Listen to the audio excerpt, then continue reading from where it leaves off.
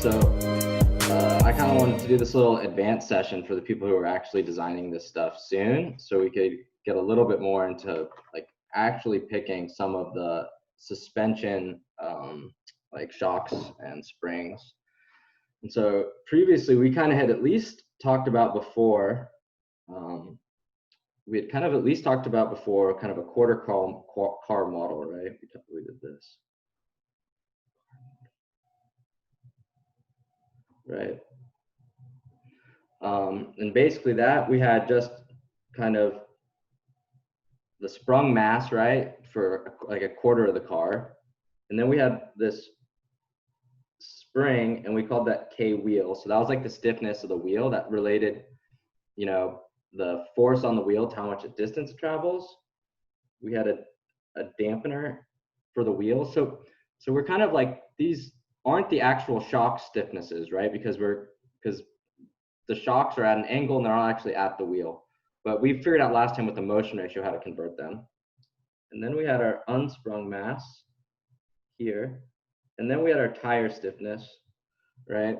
And our tire stiffness, right? That was like if you apply a force on your tire, how much does the actual tire deflect, basically?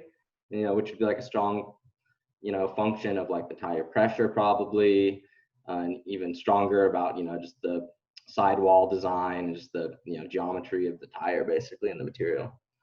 And we said, okay, well, we made a model for y, how the ground moves, and we had y of the unsprung mass and we have y of the sprung mass. And we did allow some forces on these in our like MatLab model. But kind of the important thing we took away from this was that we had a natural frequency for the ride. We called this like a ride frequency, which was like kind of what's the frequency at which this mass oscillates. And we said we did 1/2 pi to convert it to from radians per second to hertz, and it was equal to the total stiffness between this and the ground, which is these two springs in series. So that has the, you know, K tire times let's see here, times K of the wheel, right, over K tire plus K wheel times divided by the sprung mass, right? And so this is all in the radical, right? And so that was kind of an important parameter that we controlled for. And so formula SAE, we said this was in the range of like 2 to 3 hertz is what we usually started with, somewhere in this range. And Baja, we said this was usually a little bit softer, right? And this is 1 to 2 hertz. So if you think kind of the mass sprung is kind of fixed, what we're kind of playing with a little bit more here is the stiffnesses, right? And so the higher frequencies are higher stiffnesses, right? And then kind of the last thing we looked at was the damping ratio, right? So this was the damping ratio, and this was the damping coefficient of the wheel over 2m omega n ride, basically. And we said we usually put this between like, you know, 0.5 and 1, basically. So it's kind of, it was in the underdamped range, basically. So we basically only got to a quarter car model, but this like didn't tell us at all about the car rolling, right? So a car like in a turn, right, it like rolls left and right, right? So it isn't really a good model for that. So let's do like a half car model to help us see how that works. So the half car model, let me see here.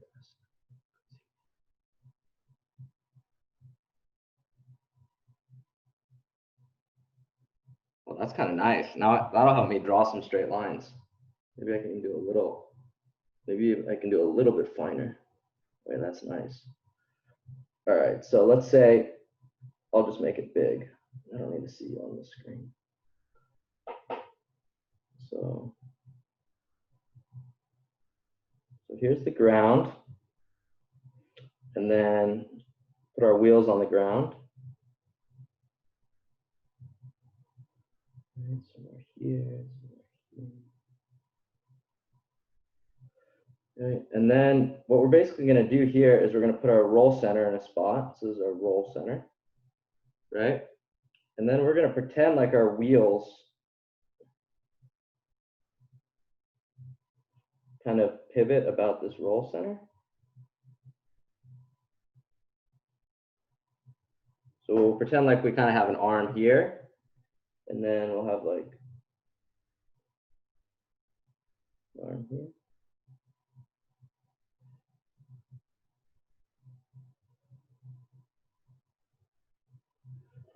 Right, so you can imagine these two wheels, they kind of go up and down and they kind of spin about the roll center. I mean, that's kind of like what the roll center is, right? And then our chassis, maybe like look like this.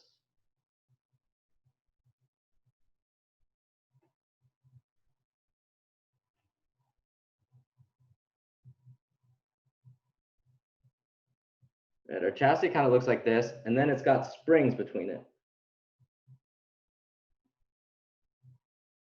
So this will be our wheels, and we'll assume they're the same on the left and right. Like, you know, hopefully, you know, our car is like at least symmetrical left and right enough that we can do this, right? And then we'll say the CG of our car is here.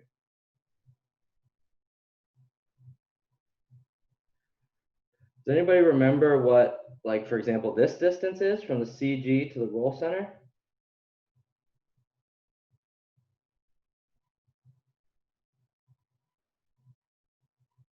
Like, what did that have to do with? Anybody remember? Come on, you guys know.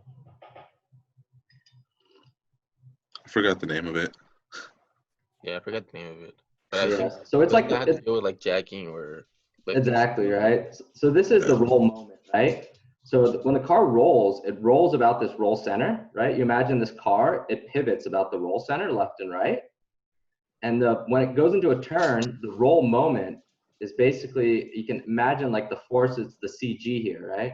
So typically we actually put our roll center kind of low to the ground for at least formula, because we can. Baja, usually it's probably up here a little bit closer, but lower to the ground, good for jacking. So you don't have it much jacking, you know? But up close to the CG is good because you don't have much roll. But we can have some roll as long as we're not like, so like formula, like you guys should get the camber of the tire, right? So that when you roll, the tire stays vertical. So if you can do that, you can accept some roll. So this is the roll moment.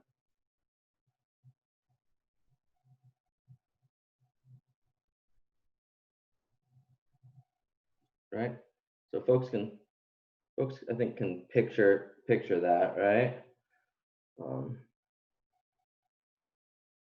And then so that's what it looks like statically, right? And so let's draw this. I probably should have drawn the springs bigger, but it's all right.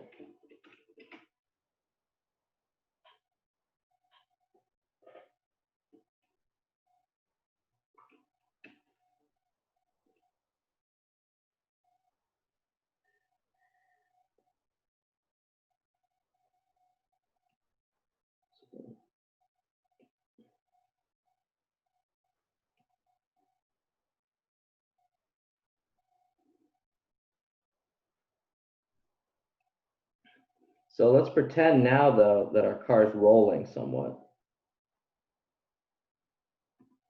Right, so it's coming up here. Basically, let's say it's almost like bottoming out here. It's stretching out here.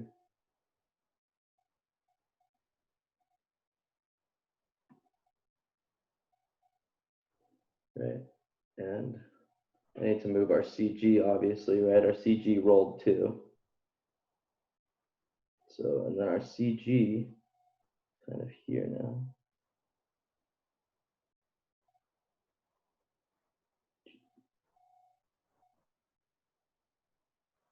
And this angle right here, right? So this is our roll angle. So this is our car rolling. So what kind of turn is our what kind of turn did we go in? Like are we doing a right-hand turn, a left-hand turn? What does it look like? Right. Right-hand turn. Right-hand turn? No, wait, left-hand turn. Yeah, right. Look, this looks like my physics. My intuition tells me, we're making a left-hand turn, right, and we're banking over to the left here, right? We're barely hanging on, right? People buy that. So people can envision that we're making a left-hand turn. This mass is making a left-hand turn, and this mass is shifting over to the right, and it's pressing down on this spring basically. So what I would be curious about is I want to know basically how fast of a turn can I go without rolling so much that I'm like running out of spring travel, you know? And so that'll help me pick. And then the other thing I might care about is this will also dictate some of my weight transfer, especially relative to the front and rear, right? So what I'm going to do is I'm going to say, I want to look at first what's called a roll stiffness. I'm going to go back to viewing 100%. So roll stiffness. And that's defined as the moment about roll center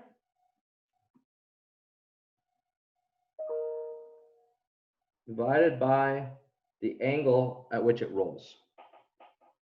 People kind of buy that. So it's just kind of like a spring. It's like, you know, it's the force over deflection, but in this one, it's like a rotational, right? It's like how much torque do we need to apply about this roll center in order to make it turn a certain amount of degrees.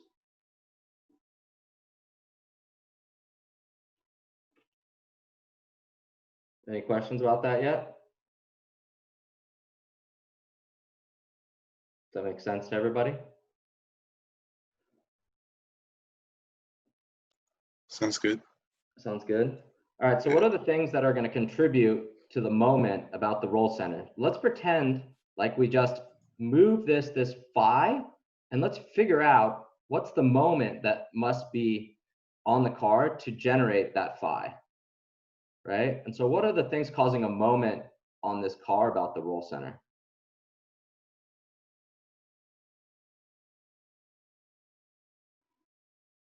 Like if you do a free body diagram of the car basically, and you this kind of like vehicle portion of it, the sprung mass portion of it, what would and you did a sum of the moments about the roll center, what would they look like? What would be some moments?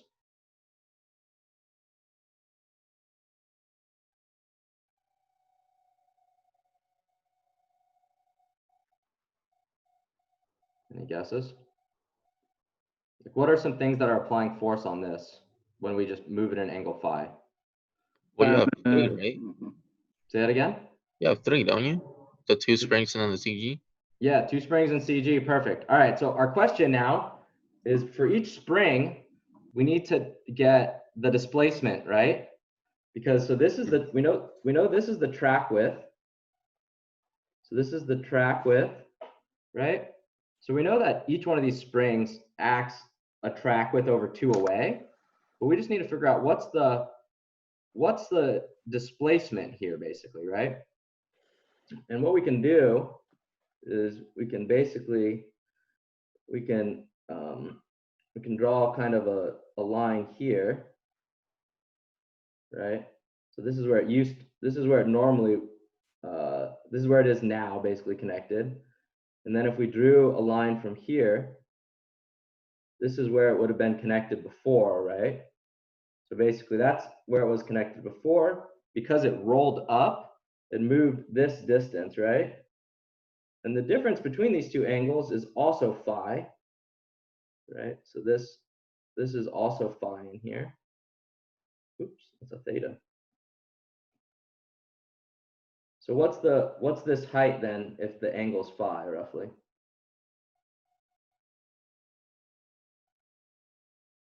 And you know the track width.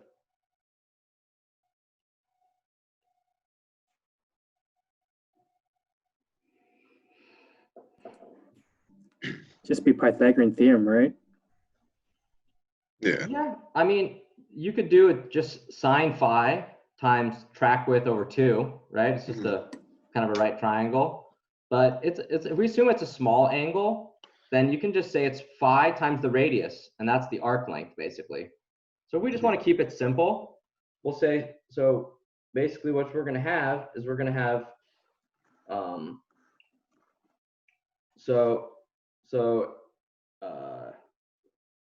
in this case, we're going to be fighting basically to make it roll that direction. We're going to have to apply force that fights this spring, basically, right? So that means I don't want to get too much into like units, but to directionality.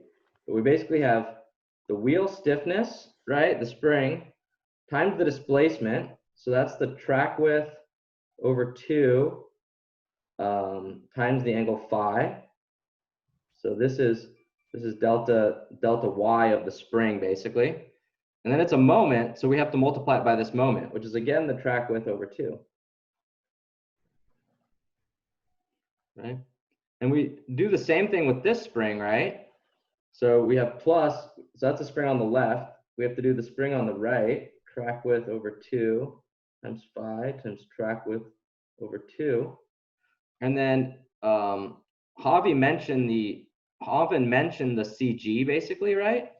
And so the distance this went, so the moment now you have the weight and it's this far away. And that distance from here to here is also, it's going to be minus, so this helps us. So you have minus phi times height of the roll moment times the weight. All right, so that's the moment arm is phi times the height of the roll moment. So that's this, right? So that's this term, right? And then this is the green term, right? Which is here to here, basically. And then let's just say this is the roll moment here. So this is the roll moment. That's this term, right? And then you just have the weight pointing down. I already used that color, we need blue. And then we have the weight here, right? And that's this weight term, right? And this is just the same but the right shock. So this is the same but right.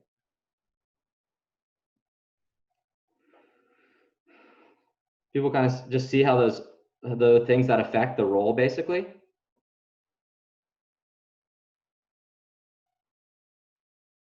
You guys just stop me. I'm not in a rush here, really. I hope that after we do this, you do some calculations, you all can start to train each other too. Right? You guys will be doing this diagram for the next group of students, basically. So basically these two terms are the same. So they're just, you have the wheel stiffness, you have the roll angle, and you have the track width over 2. So this is 1/4, and this is 1/4, so you just have half. And then every term has phi in it. So you see actually the phi is all cancel. So actually, that's nice. So we basically get K wheel times the track width squared over 2 minus the height of the roll moment. Isn't that over 4, not 2? It's over 4, but we have two of them. Oh, okay. So we have 2 1/4, so we have a half. Does that make sense? Yeah. So this basically says how stiff are we in roll, right?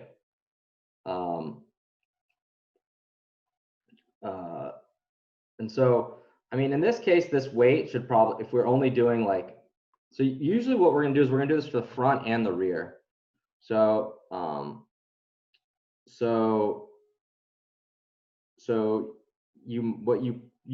we'll probably do is we'll save this term.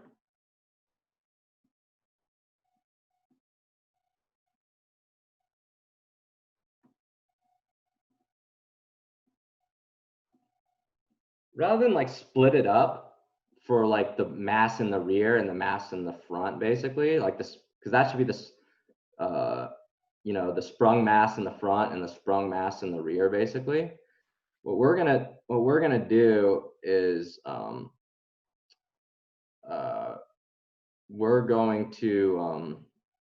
just gonna save that for the full car, basically. So basically what you do now is, so we'll call this just K phi, basically. So that'll be our roll stiffness. So what you can do is you can get, so we'll leave this term out. So save this term for later, so we'll leave it out. And so we'll do K phi in the front, right, is basically the wheel weight of the front, the wheel rate for the front times the track width, assuming it's the same in the front and back, squared over 2.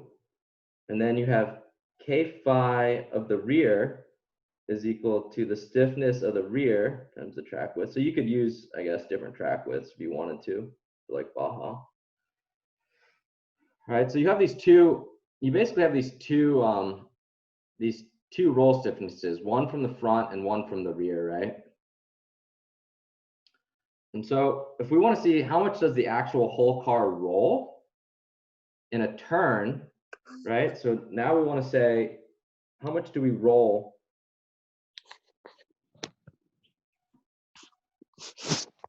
in a turn?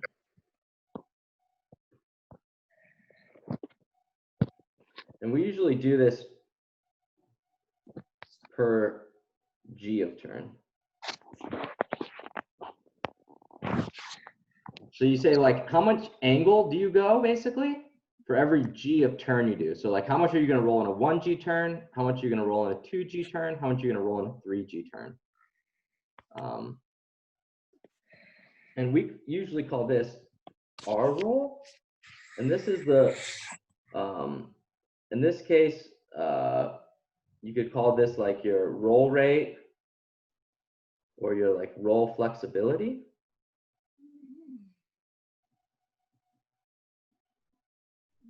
And it's not too bad, right? So we have these roll stiffnesses, right?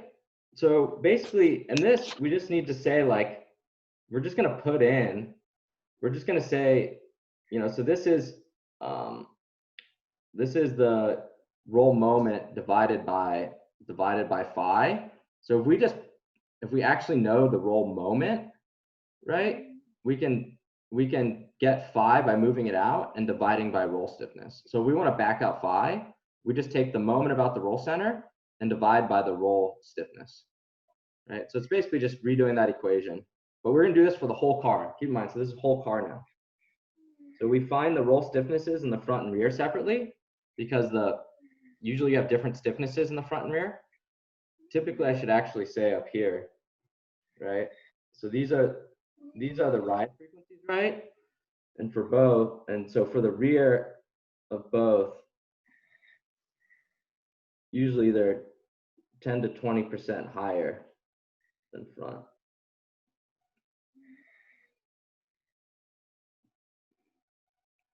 So you kind of, even if you have the same weight in the front and rear, you'd actually have different, you'd probably design for different spring stiffnesses. Okay. He's over in here breathing. That's Enrique? Yeah. Yo. How's it going? Did you just join us? Yeah. All right. So we basically, so far what we've basically done is we just did this model of the car rolling about its roll center, right? And we just said, what are the moments, right? And we had force from the left spring times the moment, and then the force on the right spring plus the moment plus the CG offset, right? And we basically got rid of this term, and then we did it for the front and the rear. And now we're just going to wonder what our roll rate is, or like how much are we going to roll, what angle per G of turn. And so what we're going to do here is we're going to say, what's the roll moment?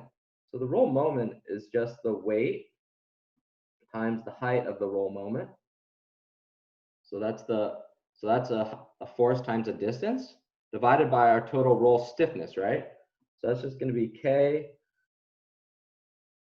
the front roll stiffness plus the rear roll stiffness.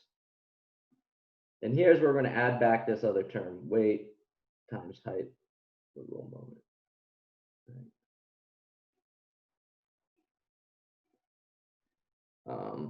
And if we want it to be more careful, what we could do is we could even put just the sprung mass here and leave out the unsprung. But this term doesn't have a huge effect anyways. So this is the rate at which we roll, right? So typically what we're going to do is we're going to start with some ride frequencies. From those, we're going to be able to get stiffnesses. Then we're going to calculate our roll stiffnesses. And then we're going to check what's our rate of roll. And we're going to look at, so max roll angle and max tire deflection or tire travel in roll, right? And you should typically divide this by, so this weight, you should divide it by G, so that way it'll give you this per G of turn. So basically so the weight divided by G, it's kind of like you just put the mass in here basically. And that way it gives you roll and a turn per G basically. So this will give you, like this, it'll give you radians. So the way it is now, this will give you radians per G. So of course you can convert radians to degrees, right? And so the max roll angle is just going to be equal to your max accel in G's times your roll rate basically, right? So you know, Baja might put in like, you know, one here, Formula might put in 2 or something, right? And then the max tire travel, we already did this whole tire travel business, right? This like, how much does it move, right? It's just equal to the roll times half the track width. So this is just going to be equal to, so we'll call this phi max. So it's like kind of the worst case scenario and the biggest roll. And this will just be phi max times your track width over 2. And you just want to make sure that, right? We just want to make sure that, especially like Formula, where they see their biggest tire deflection, tire like travel is going to be in roll. They just want to make sure this is not too much. Because if this is too much, they need to add anti-roll bars probably in the front and rear of their car. But so hopefully it's not too much. I don't think normally it won't. And so at this point, we can look at the lateral load transfer distribution.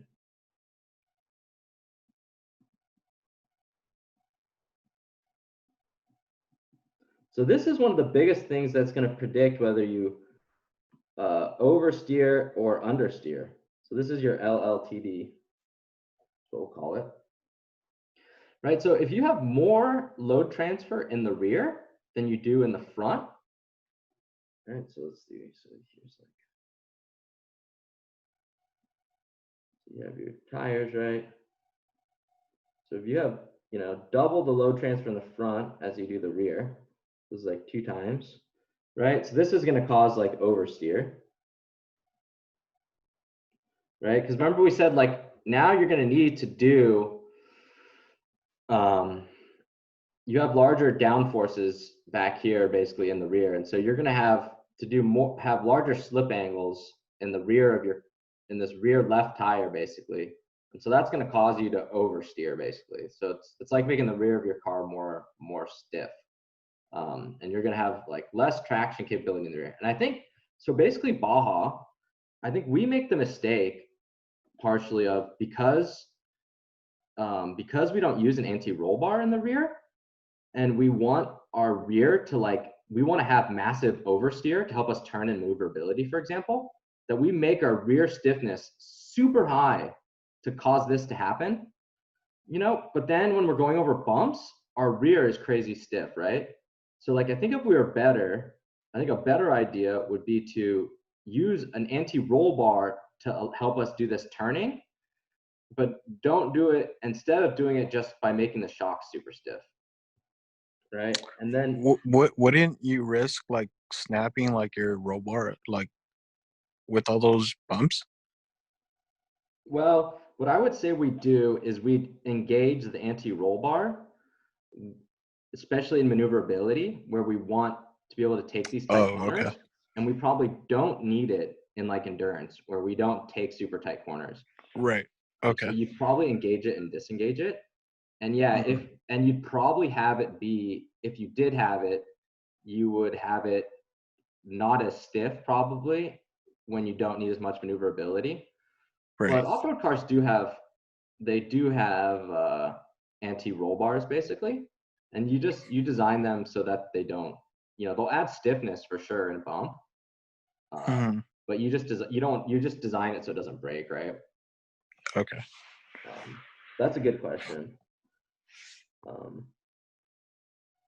Like, I'm not going to go over the exact design of anti-roll bars today. I'm going to show you how you pick their stiffness, but I take it that with some like reading of, torque is TR over J, Yeah.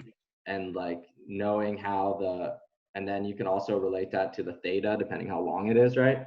It's not Right. too hard to relate this to making a torsion bar, and those equations are like way out there. I think the actual understanding the car dynamics is actually a much more complicated thing.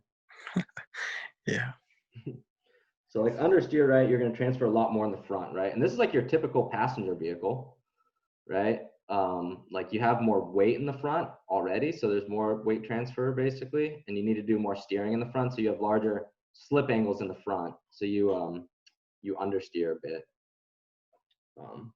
So kind of the lateral load transfer distribution, I've seen a lot of books say you put it a little under 1 in your calculations. So you basically you have it do more, and so this is front to rear, which basically means you have more weight transfer in the rear, which tends to oversteer. And the reason for that is there's a bunch of stuff that you don't take into account with this analysis, like kind of just the compliance of all the members, camber changes of the tires, right? And they basically say that generally all that stuff is going to cause understeer. So typically you shoot for a little bit of oversteer, knowing that your error is going to cause you to have a higher number in practice. And typically you want to be able to tune this, right? So you just want to get it close, and then you can change the stiffness with anti-roll bars, like where you hook up to them. So usually they, like an anti-roll bar, you can grab it. It's kind of a bar that goes across. So I'm gonna draw a side view of the car. It's usually a bar that goes across, and it's got like a moment arm, and you can like connect it in several different spots so that you can like apply different moments on it basically. And you imagine like your wheel basically, like kind of connects to this bar basically, right? And this goes across and connects to the other wheel. So it's basically a bar, and you can apply, and so you can slightly change the stiffness of it, right? Or you can modify the stiffness of your shocks, or even the tire pressures will help with the understeer, oversteer, right? But so this is what we usually shoot for. So the first thing you do is you say, okay, with no anti-roll bar, what is our lateral load transfer distribution? Do we have more weight transfer in the front or the rear? And so to find the load transfer, right, you basically you assume the car rolls at a specific angle, right? You just say, okay, it's going to roll at a certain angle, and so it's going to roll an equal amount in the front and rear about the roll axes. So you imagine if you have like the side view of a car, your roll axes is like here, and like here's your CG, right? And here's your height of the roll moment. So you actually do have to find this height of the roll moment. Like if you know the roll center in the back and the roll center in the front, there's actually a roll axis that connects them, and your car rolls about that. And so your height of your roll moment is actually the height between the roll axis and the roll moment, kind of vertically. So you actually have to interpolate these two when you have your whole car. But so it's basically the roll stiffness of the front times your roll rate. Right? So when you multiply these together, you have moment per phi for degree rotation, and here you have degree rotation per g, basically. So here, this is moment per g in a turn, right? And then you're gonna have plus, you're gonna have the weight in the front times the height of your roll center in the front. So this is kind of the contribution. This is the contribution from the springs, basically, right? But you imagine, like, that doesn't take into account, what if you put your roll center? What if you put your roll center right at your CG height? You'd have like infinite roll stiffness, and you like wouldn't roll it. You wouldn't like roll at all, right? Like your springs wouldn't do anything. Because so what you have to do in that case, because your R roll is basically going to be 0. So these won't contribute at all. So that means you have weight transfers. It's all through your suspension links, right? So this like takes into account the weight transfer through your suspension links, basically. So, and this is divided by K phi of the rear times this roll rate, which is the same for the little collar, versus, and you typically divide these by G so you can add them together. So weight divided by G times height of the roll center in the rear, right? So this term is weight transfer through springs.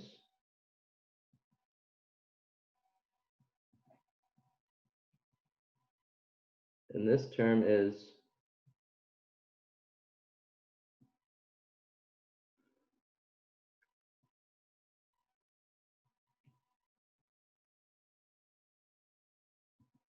weight transfer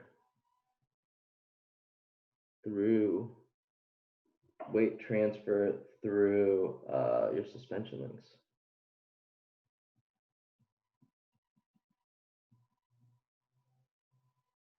And so what's going to typically happen is you're going to find you don't have what you want, right? You found that you might, we know we want 0.85, but what you're going to find your LLTD with no anti-roll bar is going to be equal to like 0.5, right? Like you're going to have way more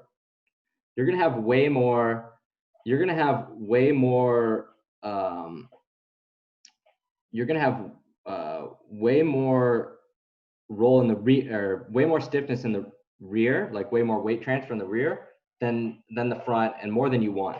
So basically when that happens, you know, okay, I need to add a term, right?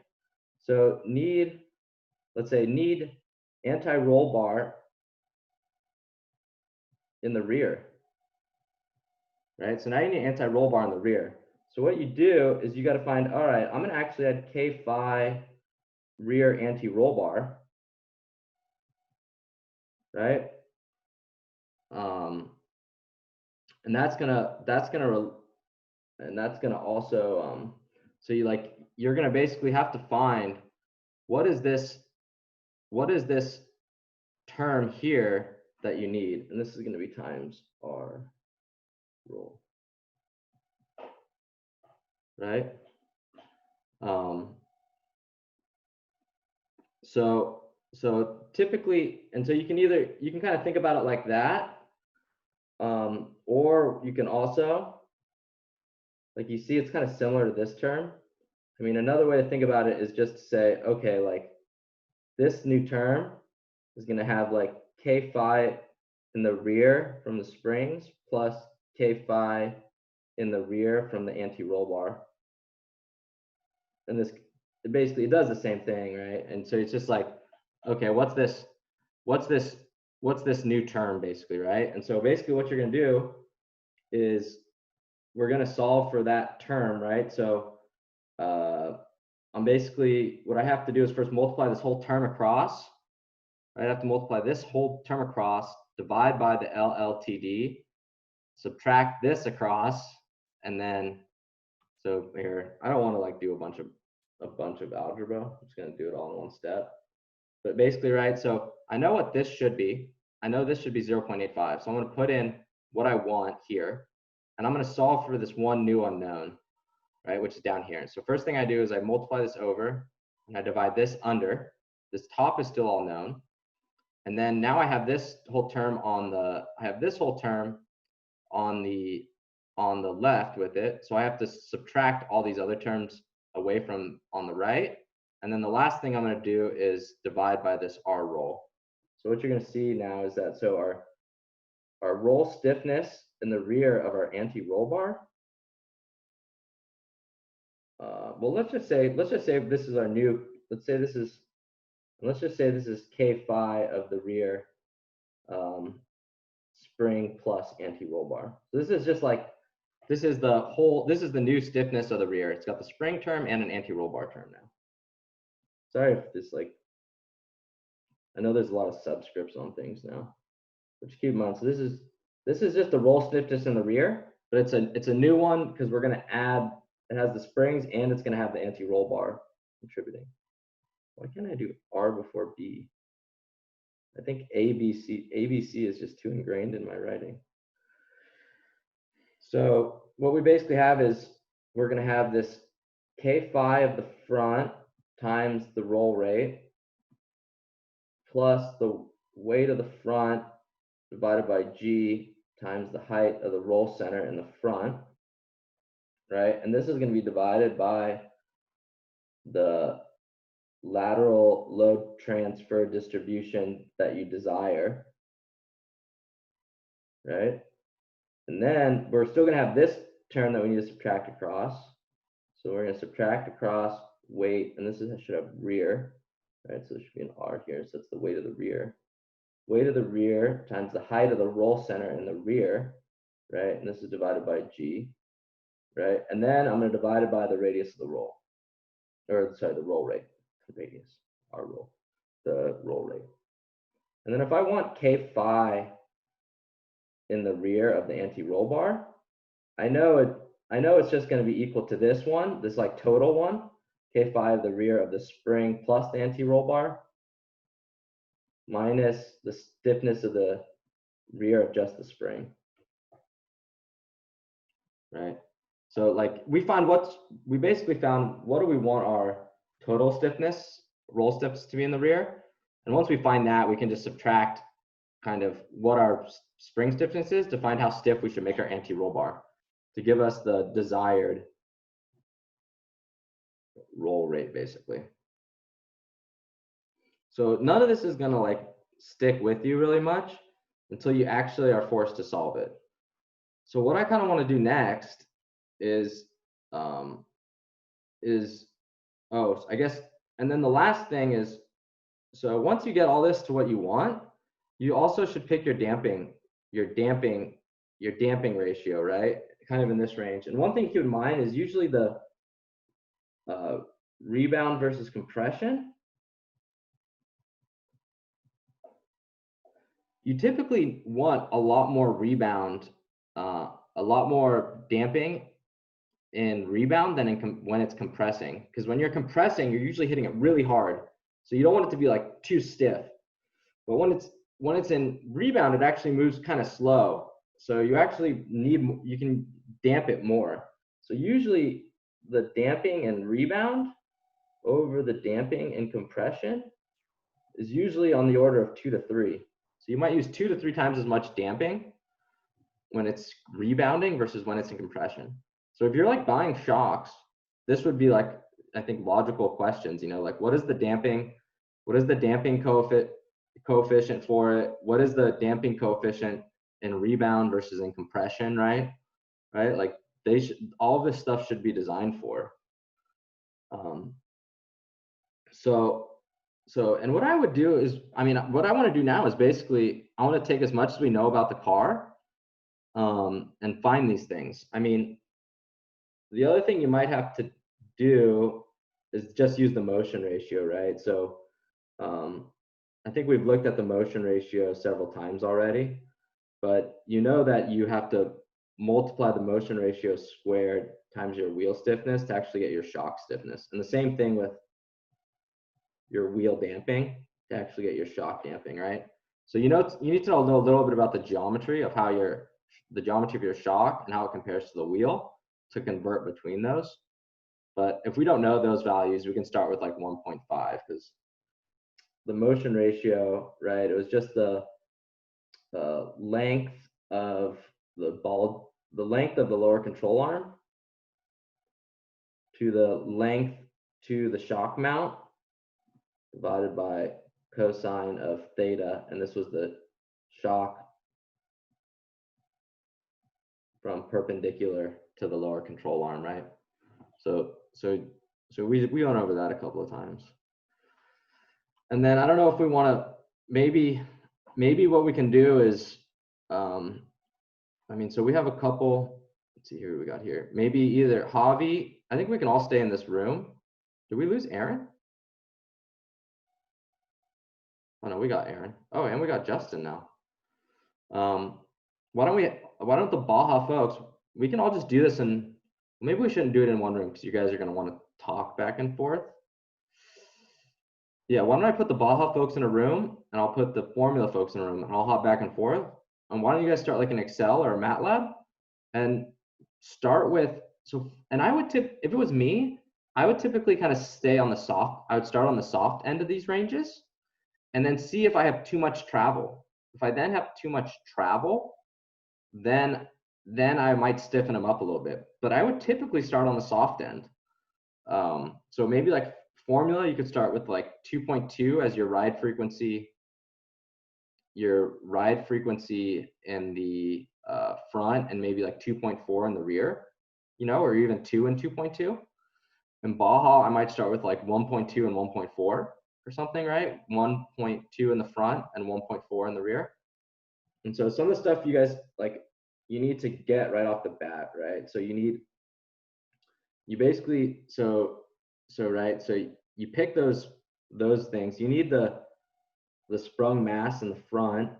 You need the sprung mass in the rear. You need the unsprung mass in the front. You need the unsprung mass in the rear, right? You need the motion ratio in the front. You're gonna need the motion ratio in the rear to do all this. Hey, Bill.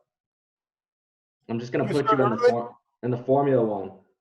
I ended up starting a little bit early for some of these kiddos, but you're gonna be here for the good stuff. The cake and ice cream? Yeah, exactly. So you're gonna need the sprung mass in the front, the sprung mass in the rear, unsprung. You're gonna need your track width, right? You're gonna need your like highest acceleration turn, which I might do like 2 or 2.5 for formula, and maybe like 1 or 1.5 for Baja.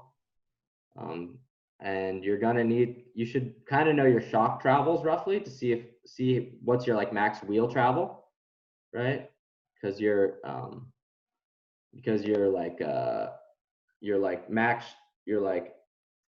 delta length of your shock max is going to be equal to your times this by the motion ratio is going to be the delta y of your wheel max. Right. So if you want to, if you want to know what's the max your wheel can travel, basically you have to know what's your total shock travel times your motion ratio. So, and I can help you estimate some of these, but maybe you guys can start with trying to, and the motion ratios you can put at 1.5 or something to start. And then let's start calculating what the stiffness. And then, you guys are also going to need to know K tire. So your tire stiffness for FSAE is like around 600 pounds force per inch. And K tire for Baja is around 375, I measured, pounds force per inch. So you need, and I would do everything in pounds force, and I would do it in feet, and I would do it in slugs and seconds.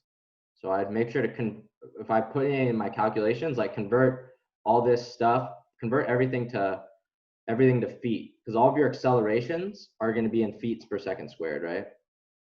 So yeah, so I would convert stuff to feet per second. So I'm going to break you guys up.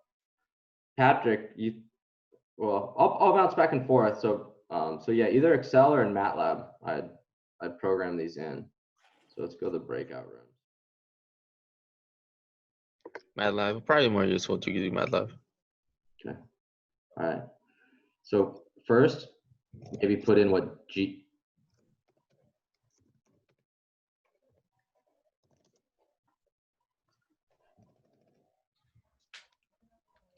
So you need to put in G, like 32.2 feet per second squared.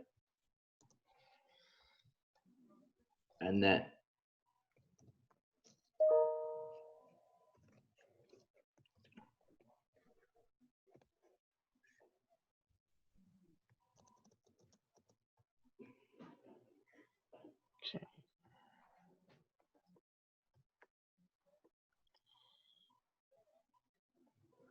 so now you need to try and figure out do the sprung mass of the sprung mass in the front.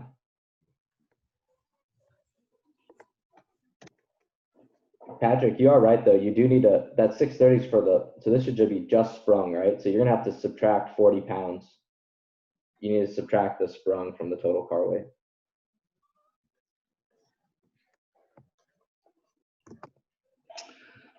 So, and maybe just do a quarter car here. So I don't know, maybe like if you want to do the front, it's probably 80. Divide by G to get slugs.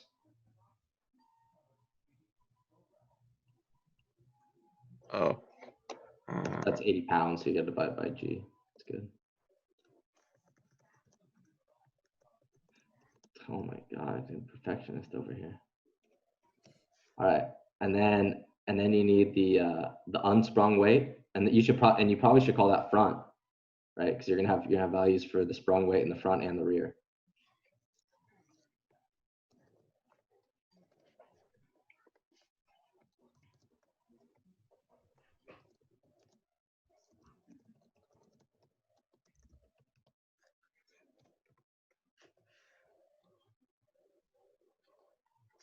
What was the other one? The unsprung mass in the front, and that's the mass sprung in the front. So you're gonna need values for both the front and the rear.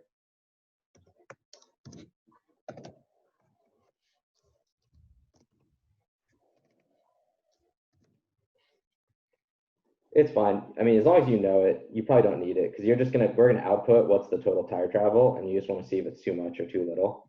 So you don't actually need to, as long as you just know. What you will need is your input to put in your natural frequency of your front and the natural frequency one of your rear. I would start with like maybe 2 and 2.2 hertz or something, or 2.2 and 2.4. Usually your rears, 10% or so higher than your front natural frequency.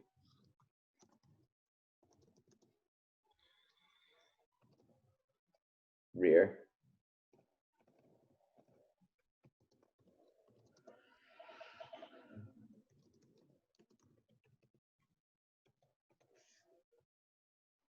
So I don't know, 20 pounds, the tire and the upright altogether.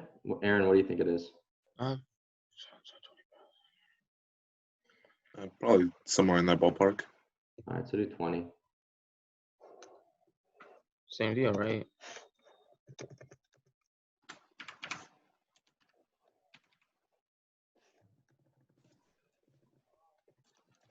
That's good. And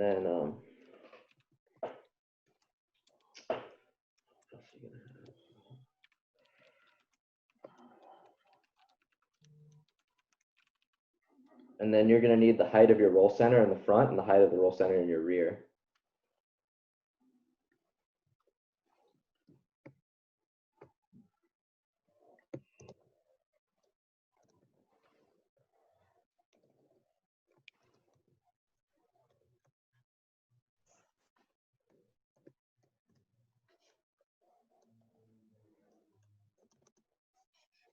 The front. I don't know. I mean, what's our right height? Like, 4 what was inches. it, like 11, 12? And then we want it to be under. Oh my god. We don't know what this is, huh? I don't know. Put it at like maybe like 6 inches. Maybe that would be like a good one. And so 6 divided by 12, put in feet. No, sorry, I'm talking to the wrong people. Sorry, Enrique, not you.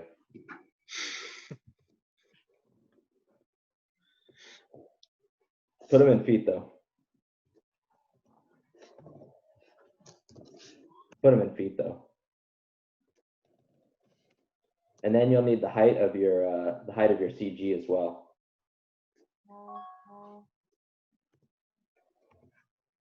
Yeah.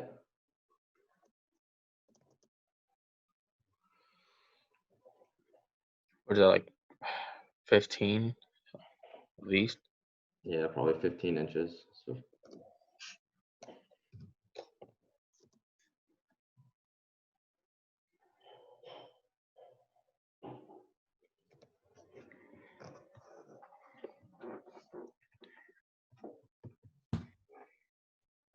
What is just for the rear?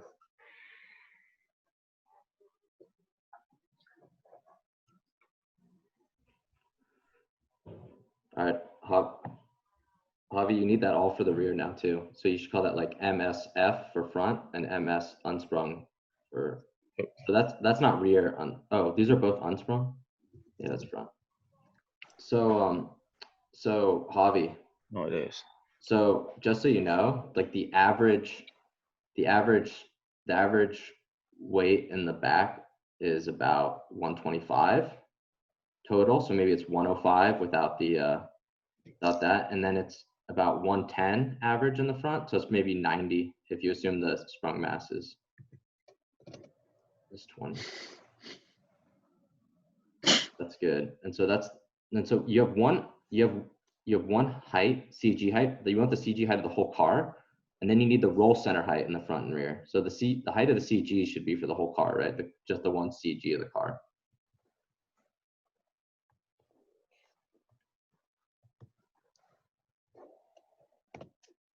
Right.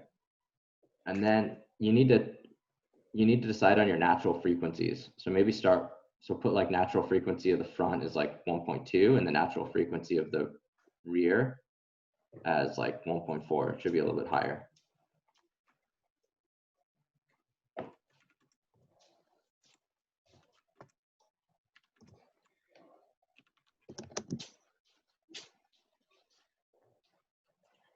You said the natural was like around what, 4 for the Around front? 1.2. Oh, 1.2.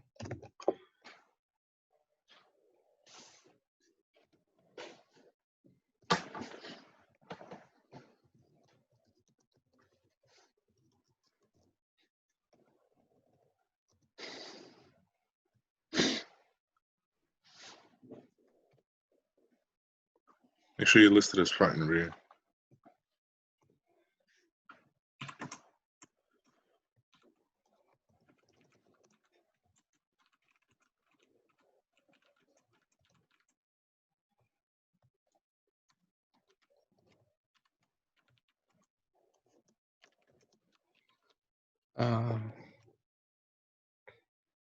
Should it be more because that's where the power's coming from? No, actually.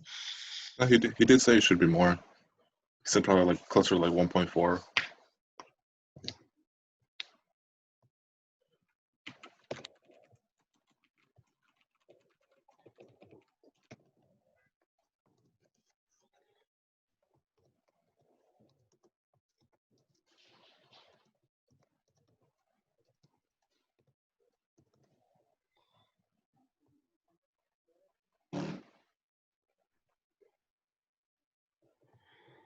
Okay.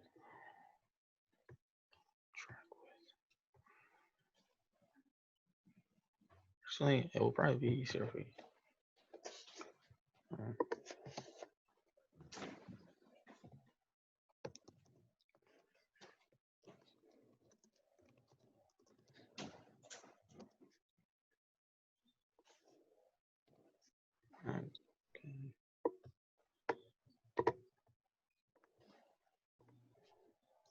Are we missing the track width? Yeah, that's what I'm gonna. Yeah.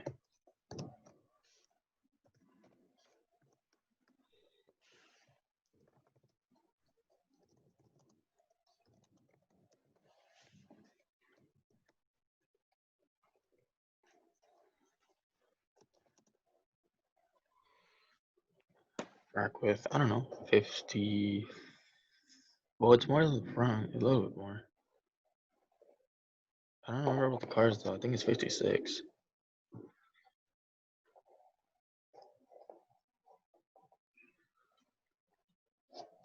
I don't know, 56.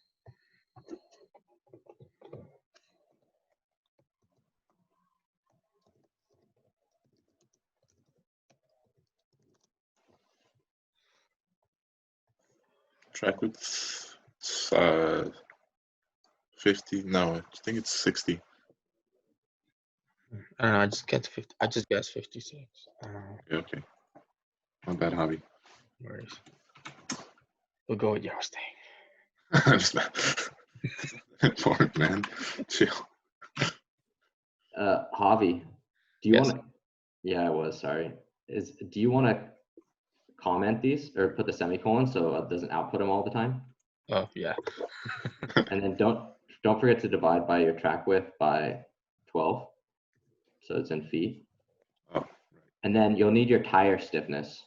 So KT for your whole just assume they're the same, and it's 375 pounds force per inch. So you'll have to multiply that by 12.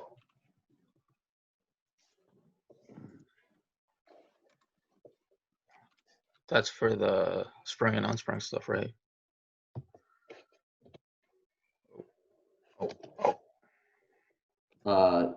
So you have the tire stiffness, right? So because of that quarter car model, we had a spring going to the unsprung mass. That's like kind of the tire. So if you look at the notes, there's like kind of a bottom spring. And so there's two springs actually in series. So you got to take into account that the tire actually deflects too. So, but that's for the whole car. It's the same for the front and back. So put in the car parameters, like a KT, some 375 divided by 12.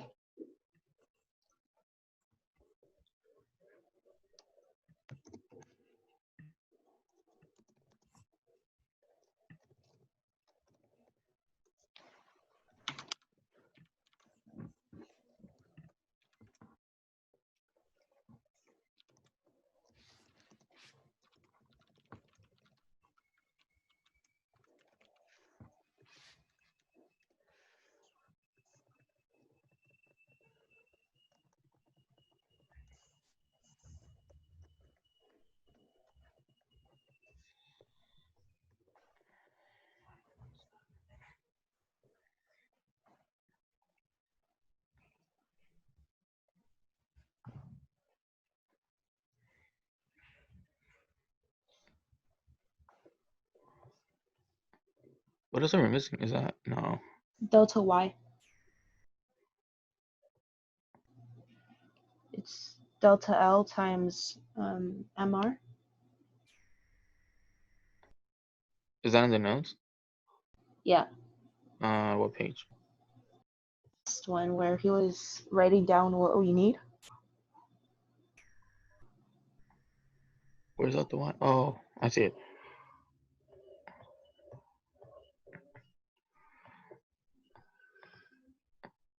MR, is that the what is it called? MR? Yeah, isn't that an MR right there?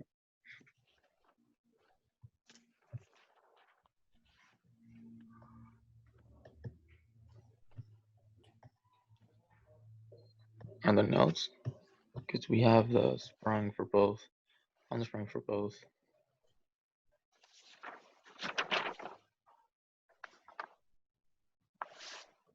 You okay there, Javi?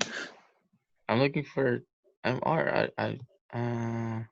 From today's notes, or Yeah. I don't know. I was gone. One I don't even know What are you looking for, Javi? MR. What's MR? Is that I don't know. You put in that we had to find that. Max roll angle? that might be your motion ratio.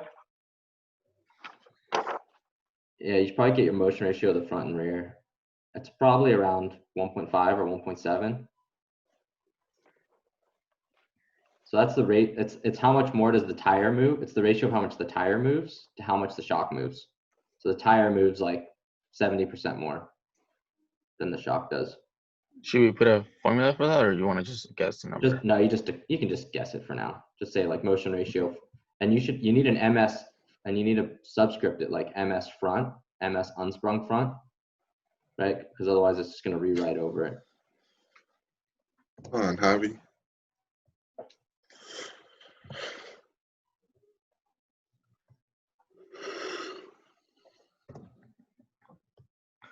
USSR.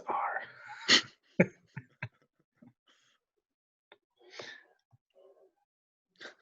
on, Javi.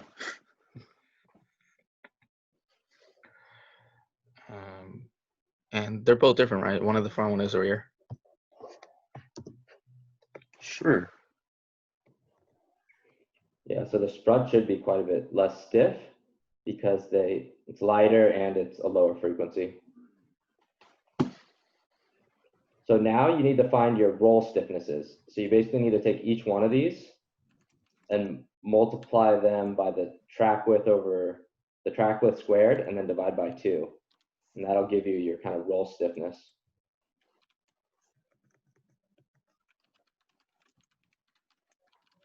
So it's just the wheel stiffness times the track width squared divided by 2. And that'll give you the roll stiffness of the front. So you might call it like K phi or K roll or something. That's like how much moment you have to apply to your front to make it roll.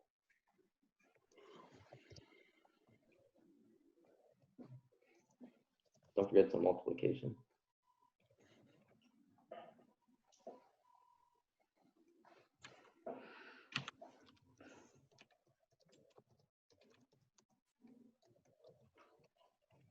Yeah, they're divided by 2.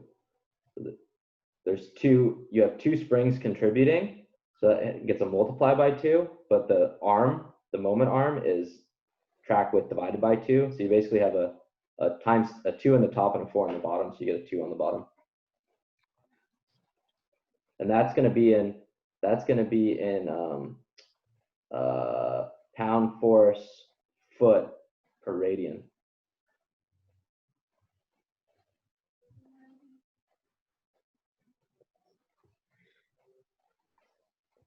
And so this is basically how stiff is your car to roll to go to twisting at an angle. And this is actually nice because your chassis, you don't want your chassis to bend. So your like chassis stiffness should be like 10 times this at least. So this gives your chassis a torsional rigidity number to hit. Because that's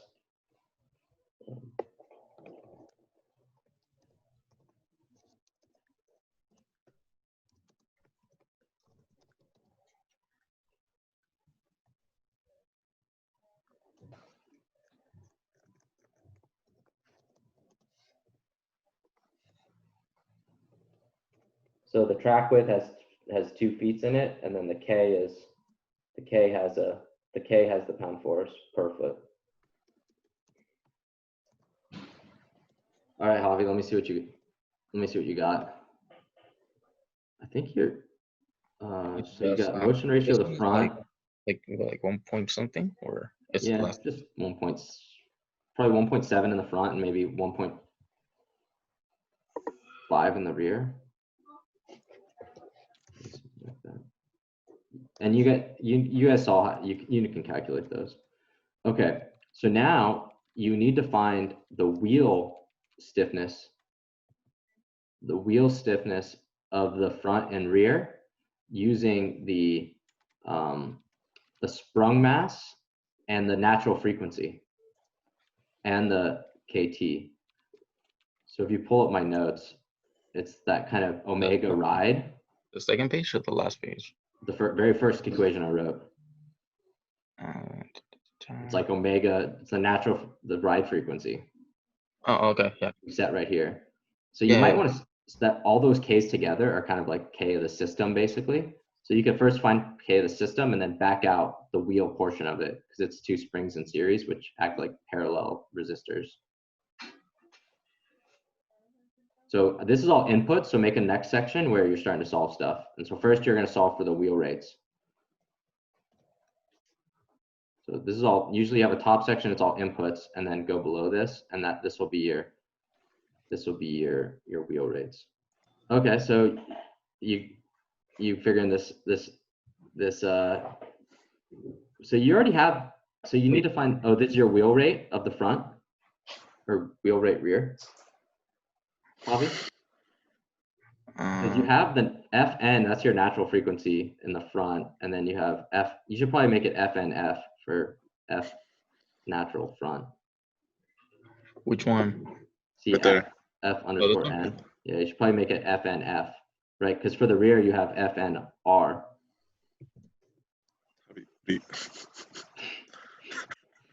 See how you have it in the rear? You have an R for rear. Just make sure you have an F. Oh, okay. Yeah, that's fine.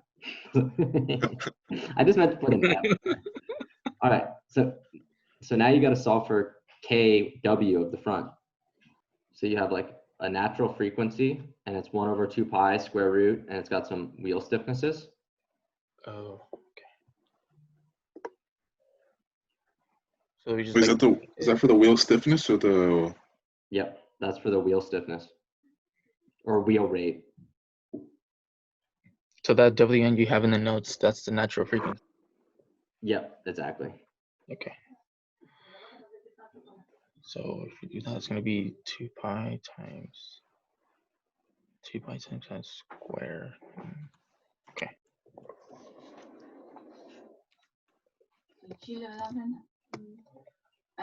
When you write pi, do you type in pi or do you actually? Yeah, you type in pi. I don't know. I haven't done this in a while. I haven't put pi in there in a while.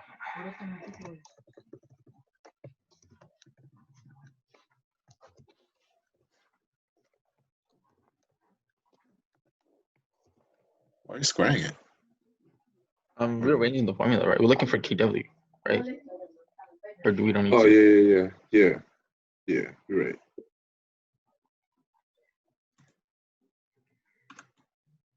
Sorry, Dad. So, but you need the 2 pi should be multiplied by the natural frequency, and then that all should be squared, and then you should multiply by the sprung mass. Natural. How did I label it? So FNF.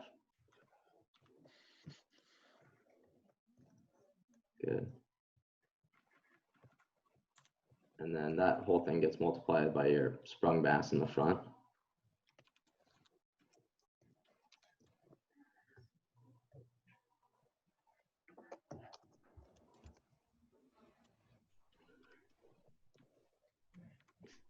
So Javi though, so that just gets you that whole jumble of K's basically, right? So maybe you might call this K system front, because then now you need to back, that's that whole, all those K's together. This term you have now is all those K's together. So now maybe you can go from that whole jumble to the actual, just the wheel portion of it. Instead of doing it all in like one messy line. Yeah, maybe it'll be clearer to do it like that.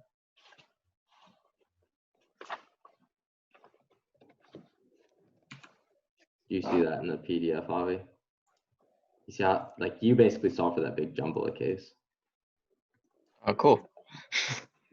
So if you want to, so call this K system front, KS front. So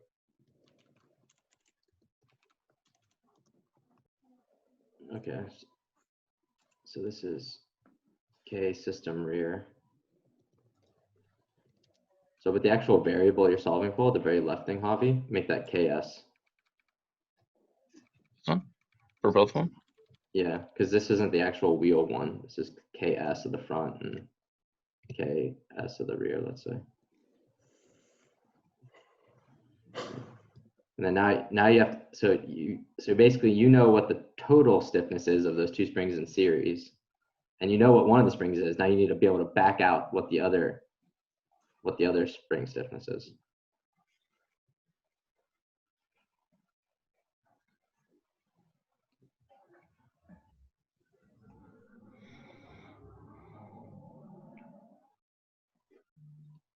I mean, you know, it's like 1 over K system is equal 1 over K tire plus 1 over K wheel.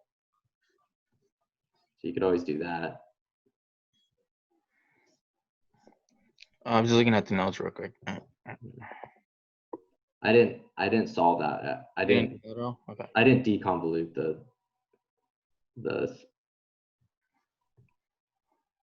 I don't think I ever wrote a KW. you know KT. You're Oh, looking for KW. You're looking for the wheel stiffness.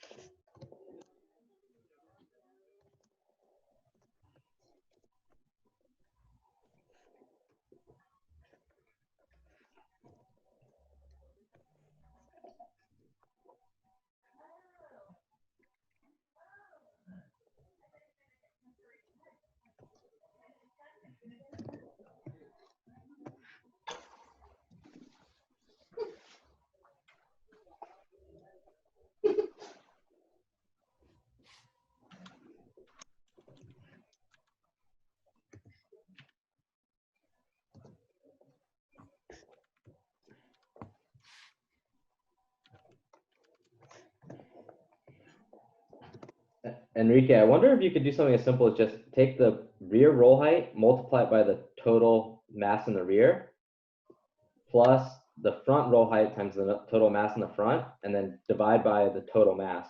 So that will that'll average the two roll center heights by how much mass is there basically. And then you just take your roll center height and subtract it from that. Yo, Javi. I think you already included the. I know you're doing it to that power 1/2. I think you already included that, like in the other side. What do you mean? Because you know how you're square rooting it, How do but you you know what the already center of gravity is front to back? you already accounted for that by squaring the KS, didn't you? I mean, okay, so yeah, you could. I guess if you could put You know what I this mean? 0.4 in up there as. Okay, yeah. So No, say that one more time. yeah, just do that. That works. Because you know how you raise it to the 1/2 power. I Uh-huh. think you already accounted for that when you square the other side. Like it's already set up to solve for Oh, for sorry. KW. Sorry, I'm messing up on you, Javi. That should be to the -1. It's to do the last inverse. Right. So like if you the first and third equation are wrong in the chat. So to solve for KW, you subtract KT over, and then you do 1 divided by that whole thing. Yeah, there you go. K system front 1 divided by KT. Yeah, it looks good. So that's your front wheel stiffness. And if you know your motion ratio, now you can find your front shock stiffness.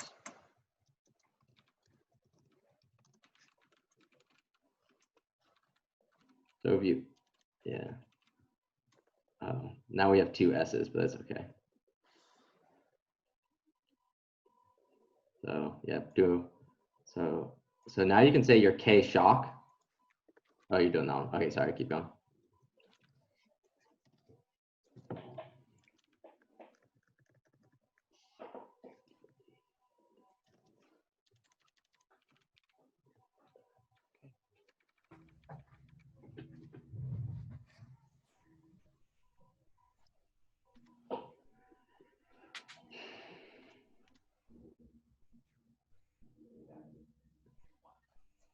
And you're gonna have to do like a KW front and a KW rear. Like, yeah.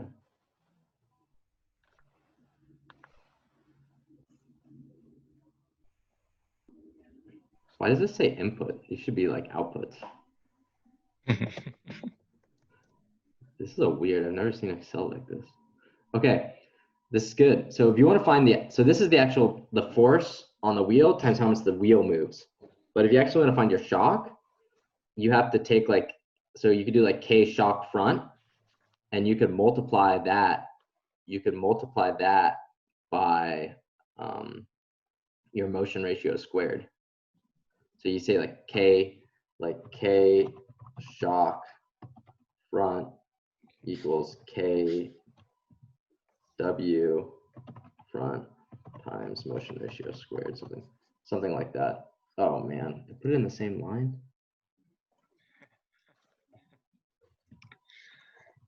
It's gonna be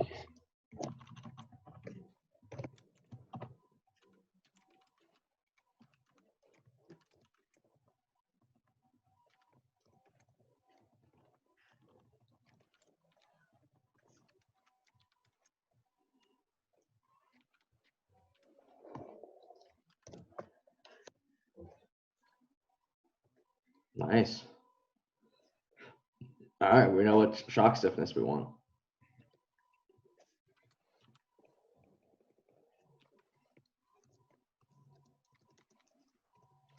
And so do that for the, and we honestly, we're not going to really use that too much more, that value too much more. That's just for you, so you know. Did you I don't think we told you. There was like a random. Do you remember the name of the company for the shocks? AFCO Racing. Oh yeah, they're the good ones, aren't they? Yeah, they hit up Juan and they're like, hey, we do like student programs, like we work with SAE teams and they're doing like discounts and stuff. 25%. Yeah, like 25%. So K shock rear. Well, now we can tell them what shock race we want. Mm-hmm. We'll have to. You guys are gonna have to stick around for a little extra though, because Baja's got progressive rate springs. So we haven't even talked about. You actually use 2 springs in your shock.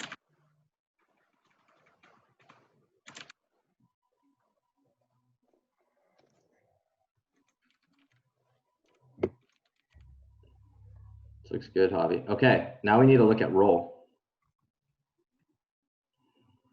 So now you need to do like the roll, like K5 front and K5 rear, like the roll stiffness of the front and the roll stiffness of the rear or something.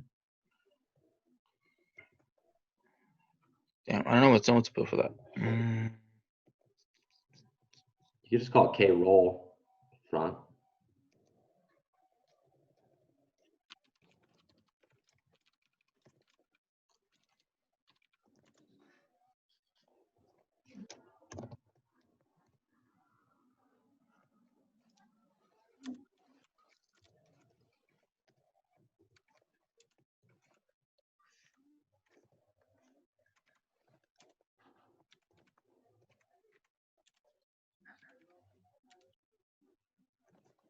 Yo, why would we be getting negative K values?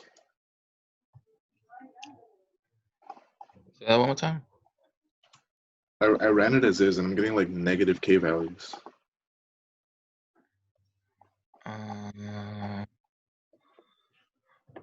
Your K tire, where's your K tire?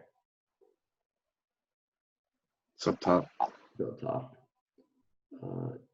It needs to be, your K tire needs to be multiplied by 12. Multiplied? You're putting your K tire is it's 375 pounds force per inch. So to turn it into pounds force per foot, you need to multiply by 12. Oh, there we go. Wait, so you're multiplying by 12, not dividing by 12? Yeah. Yeah, it's not like a length. The length unit is in the top, and this stiffness, the length unit's in the bottom. So you need to multiply by 12, not divide by 12 to convert it.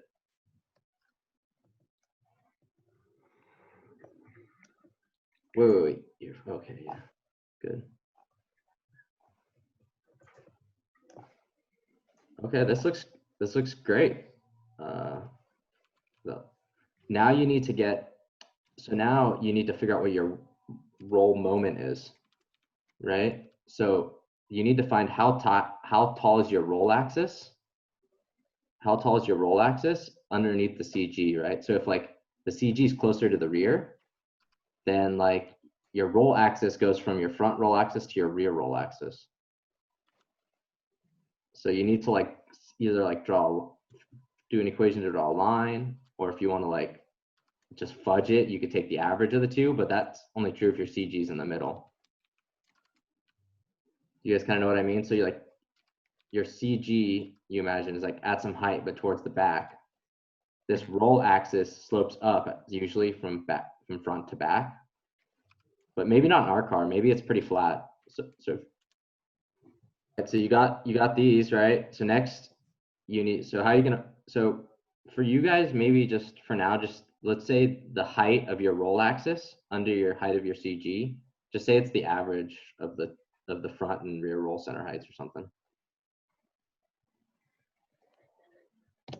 What did you say it was called? I don't know, call it the height of the roll axes. We're looking for the, so if you imagine the, do you want me to share my screen? Can I share my screen real quick? So here. Sure. Yeah. You got no choice, buddy.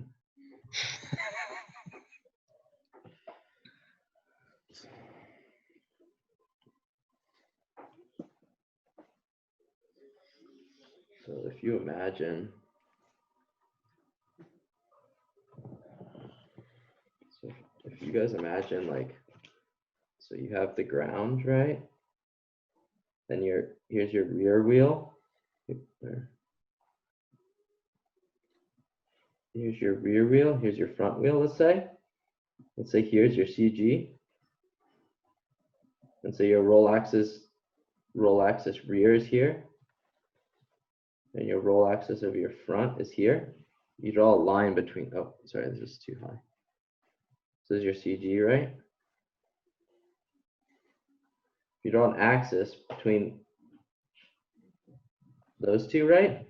The height of your roll moment's here, right? So you need to like, so this CG based on the weights might be closer to the rear, right? And so this distance might be a little closer to the rear. If you just want to ballpark it, you can just, the average value is going to be here, right?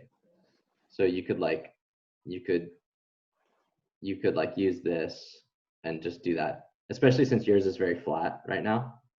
But you understand why the average is not actually right. If the CG is actually more towards the back, it's actually should be weighted by this. If you wanted to do it, Javi, pretty easily, you could say height of the roll axis is the height of the roll center in the front times mass sprung front plus mass unsprung plus center rear. Sorry, I'm typing it, but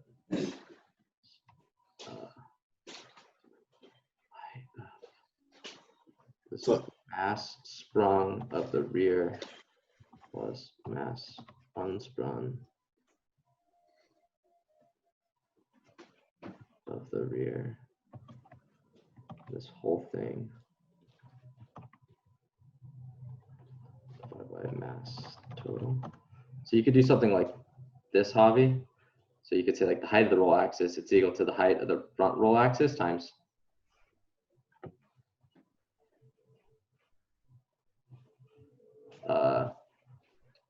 oh, you can't see my screen, times like the total mass in the front, so the sprung plus the unsprung, times the height of the roll center in the rear, times the total mass in the rear, the unsprung and sprung, divided by the total mass. So you'd have to add all four masses together. And that'll give you the height of your roll axes. And then to get your height of your roll moment, it's the height of your CG minus the height of your roll axes.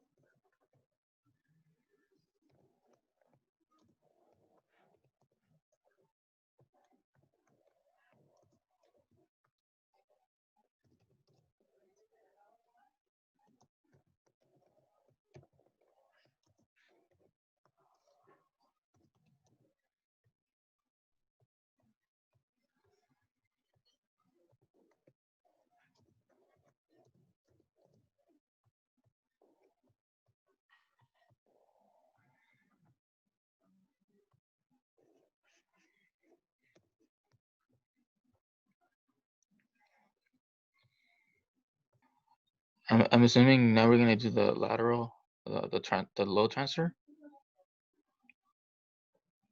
So right now, Javi, you have this. Now you need to find the roll rate, the R roll, right? Because the R roll uses this height of the roll moment. Mm-hmm. For some reason, you got a big square over your screen, like a big blue square. I can't actually see like most of what you're writing. Yeah, still there's a big blue square. Oh, I think that's the chat. Is it that one? Yeah. Yeah. Minimize that, or put that somewhere else. There you go. Get that out of here. Okay, so this looks good. So this is the height of the roll axis, right? So to actually get the actual height of the roll moment, that's the distance between the CG to the roll axis. So you need to say height roll moment, like height RM, is equal to height CG minus this. No, that's not height roll M. That's height roll axis. So that's the height of your roll axes, right? That axis, but the roll moment is the distance between the CG to the axes, right? So you have to get the height of the CG and subtract that roll axis from it.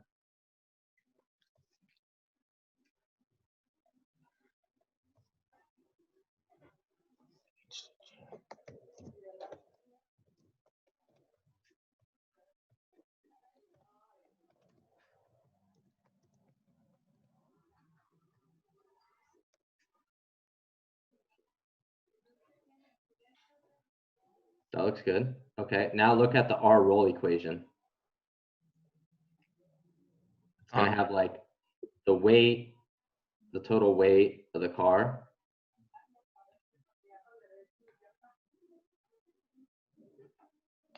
Yeah. Divided by G times this height of the roll moment, divided by some of these The weight. K rolls and stuff. The total. I don't think we even wrote total weight, right? We just wrote No. Well, you have mass total. So you're actually W divided by G is actually your mass total. So you need just multiply by G. Okay. So yeah, so you just have R roll now.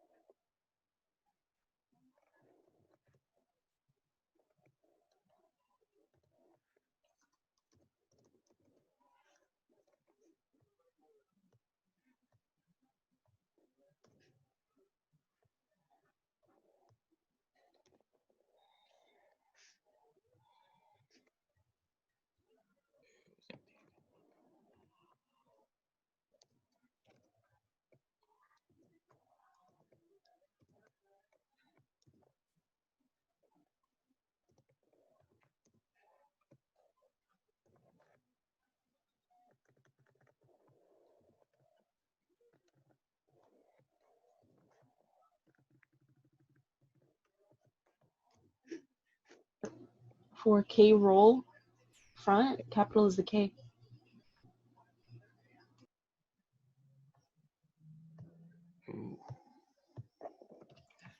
Yeah, capital is the K. Cool.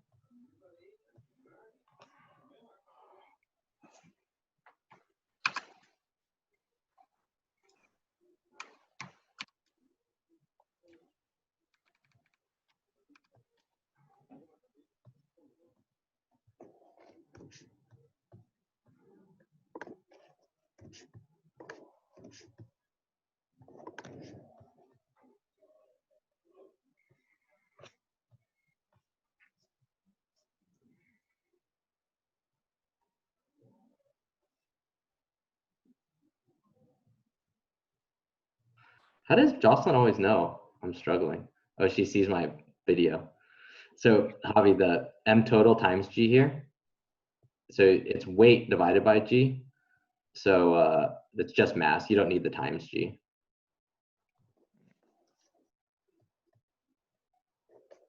Yeah, there you go. All right. So this is your, so basically, so the units of this are going to be in radians per feet per second squared. Your Radiant. all of your stiffnesses, all of the top case shock stiffnesses and stuff, those are all in pounds force per foot. With all the Ks? All up K shock and above, those are all pounds force per foot.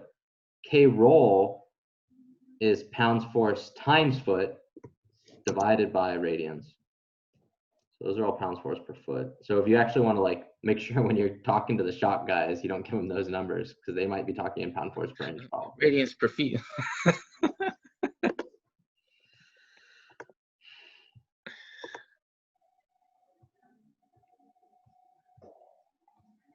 So the K rolls are in pounds force foot,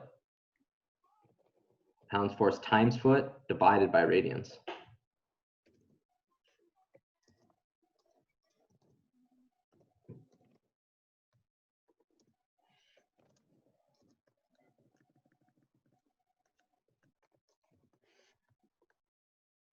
So your next step, Javi, after, yep. So your next step is to figure out what your max roll is. So like take this roll rate, right, and multiply it by like 1.5 Gs. So do like max phi or max roll, right? And you're gonna multiply that max roll.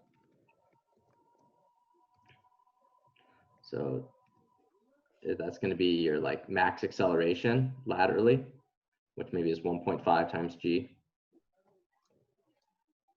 You could probably even do 1, but 1.5 times G times your roll rate. And that's going to be in radians, right? Because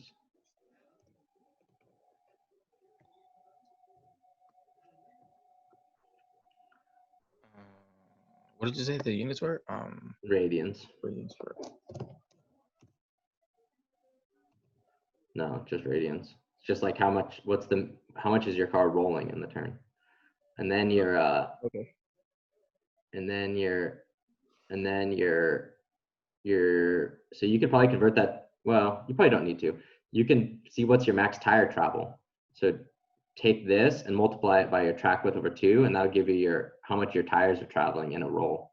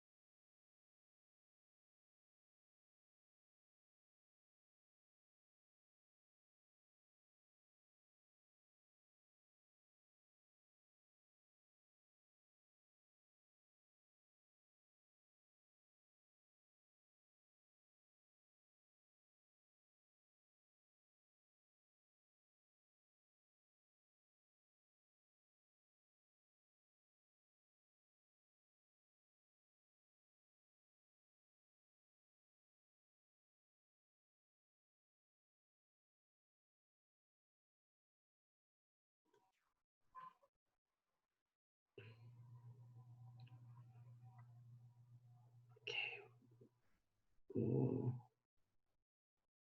What's this? Oh yeah, good. Oh, so this M total here, Javi, this should be the mass of the front. So it should be like 2 times the 2. You want both, you want double though, because it's right, because those values are for a quarter of the car.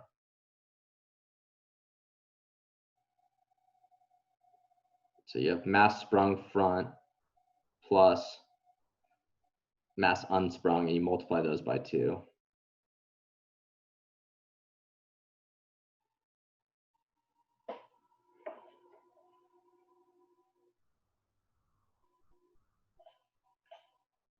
That's good.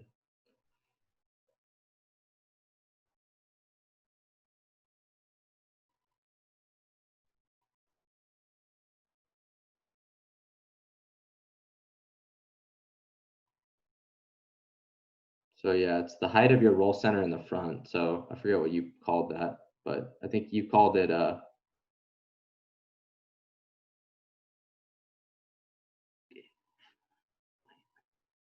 oh, hey Javi, this HRA term, these should be rolls. They shouldn't be K roll front and rear. They should be height roll axis front and rear. So whatever you called your roll axis in the front and rear,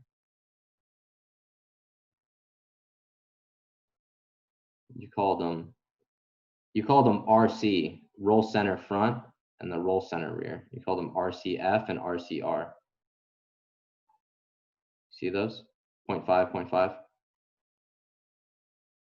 Yeah. So those are the instead of this K roll front you have for HRA. No, HRA. Yeah, that one. Those should be heights. Height of the roll center of the front.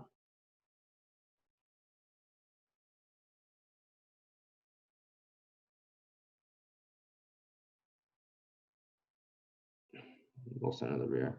And then your total mass should be in the roll rate should be times 2. Right? Because that M total, that's just those are quarters of the car, right? So you when you added the front quarter and the rear quarter, you have half a car. So you need to multiply that by 2 to get a full car.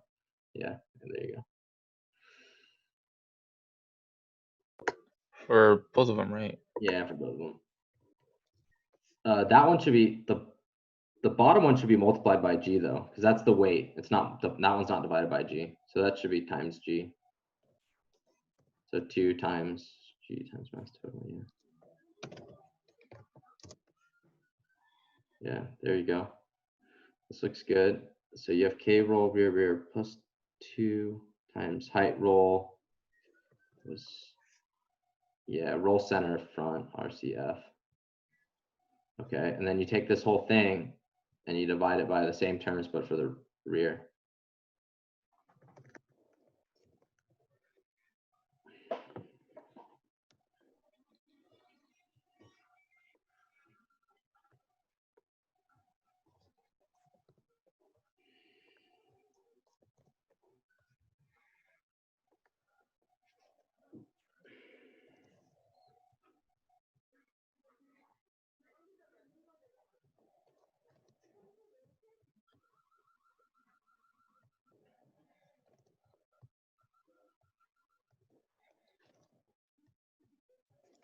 Wait, what did you divide that by, Javi? It's the same ones, but rear values. Oh, okay. It's on the, I think, the last page of the notes. Right. Second to last. Okay.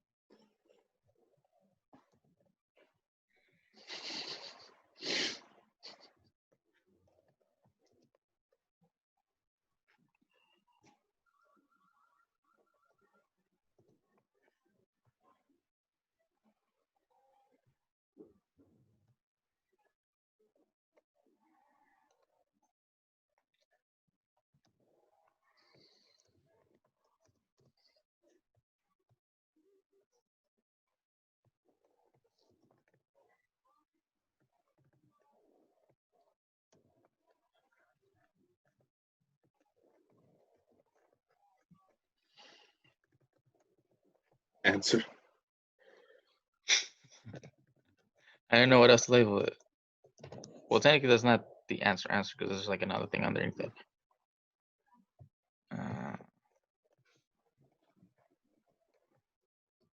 X.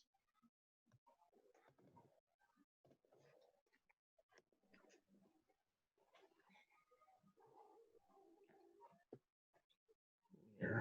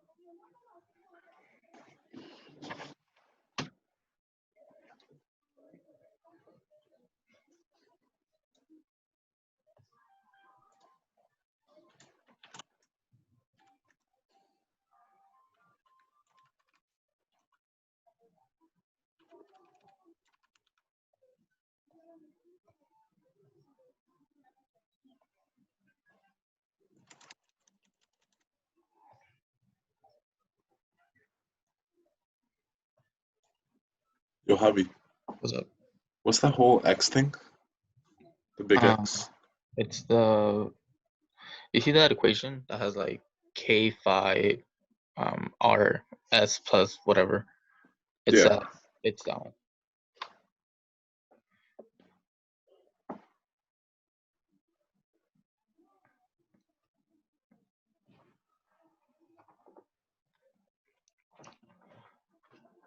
But it's a little extra too, right? So it's. Oh, okay.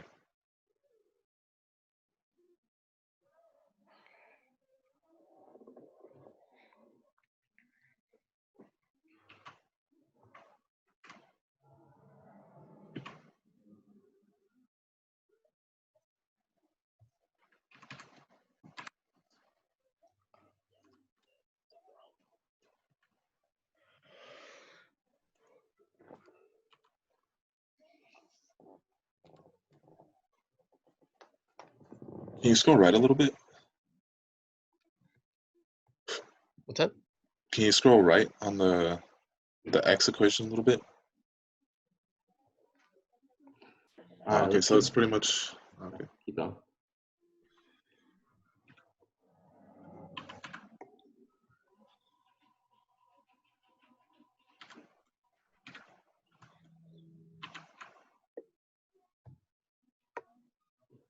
Cool. So K roll over here. It's 2 times.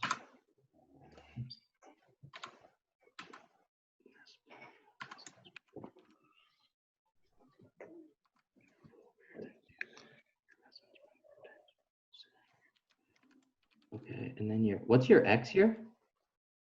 That's the K phi. It's like that long equation at the bottom. Oh, gotcha. Well, what is your lateral load transfer? First, you need to figure out what it is when you run it. Yeah, it's above it. What is it? You want the actual number or you want the equation? No, I want the actual number. Because if it's higher than 1, you need an anti-roll bar in the back. If it's lower than 1, you need an anti-roll bar in the front. That? Our LLT is like 0.65, the lateral load transfer. Okay, cool. What's your roll max?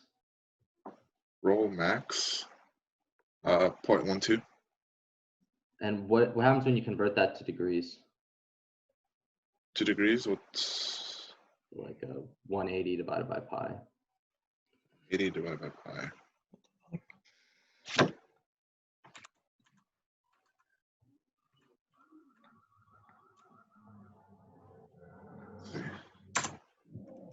Damn it. 6.8 degrees. That's a lot. That's a lot of roll. It's okay. I feel like man. That's a lot of roll. But okay, and then so what's your max tire travel? So you have to take that in radians and multiply it by your track width over 2.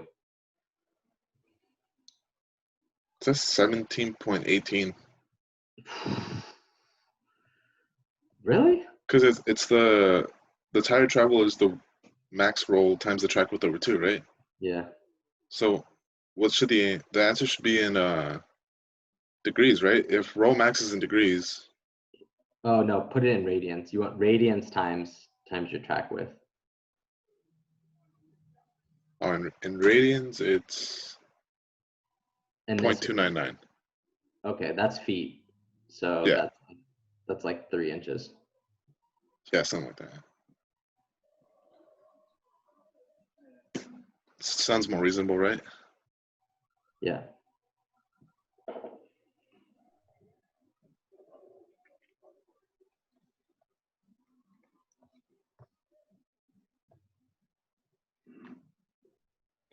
Wait, what did you say you get for your load transfer?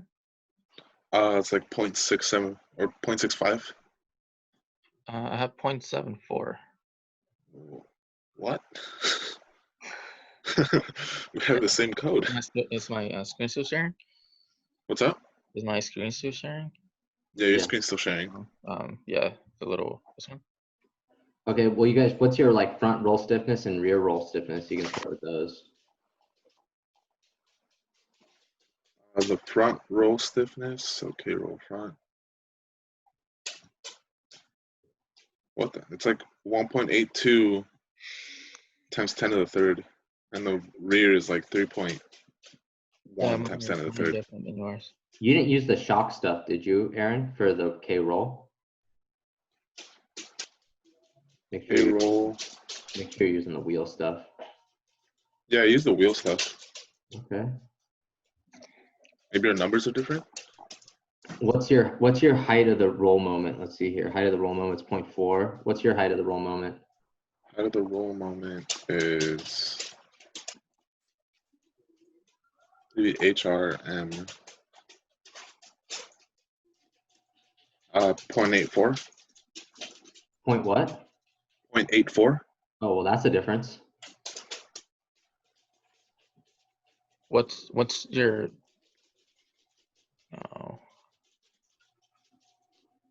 the CG should be the same, right? You get 1.25, the height of the CG. Height of the CG. I got 15.12, so yeah, 1.25 or 15 over 12.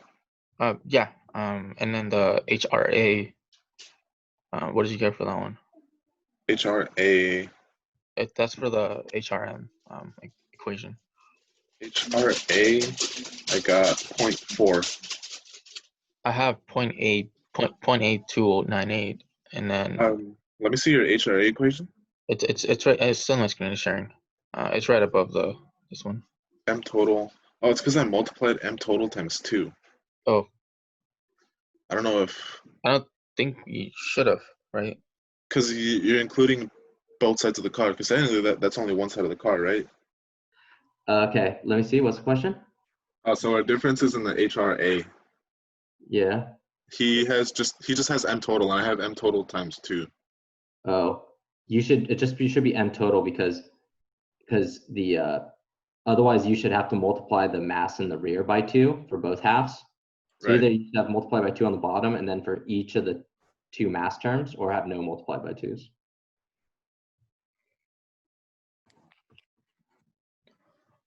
Right, because Javi's doing it based on a quarter car, basically. He cut the car Yeah. down. So the HRA is only on essentially half the car. You could do it on both. It'll cancel, right?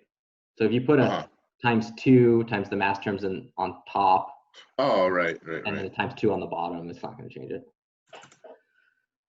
So it should be just. So if it's not multiplied on the top, it should be just M total on the bottom. Yeah. Oh, okay, that makes sense. So And that means the loan transfer is 0.7475. I still got like 0.70, which I don't know. It's probably a difference in like our initial values somewhere. Maybe. and But so it's getting closer. Uh-oh, what the heck just happened? Justin. Justin? What did I do? No, you didn't do nothing. Your picture. Oh. So I made a mistake. So this lateral road transfer with no anti-roll bar being a half, that means that the rear, there's more load transfer in the rear than in the front, right? So this number's bigger. So we need to add stiffness to the front. So I messed. So this is a mess up. So this is need anti-roll bar. Need ARB in the front. Right, and so this is going to change this. So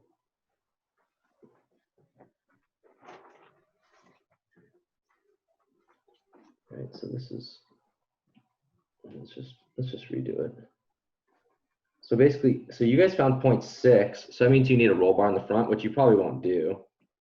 But so you're gonna have, so you want to find a new front stiffness. So we'll say like, all right, we need a new front stiffness with a anti-roll bar, right? And so that's going to be this. We're going to find a new one of these terms. So you have the lateral load transfer that you desire, right? And you're going to multiply that by K phi in the rear times R roll plus. Is this thing like flashing at you? Why is this thing flashing at me?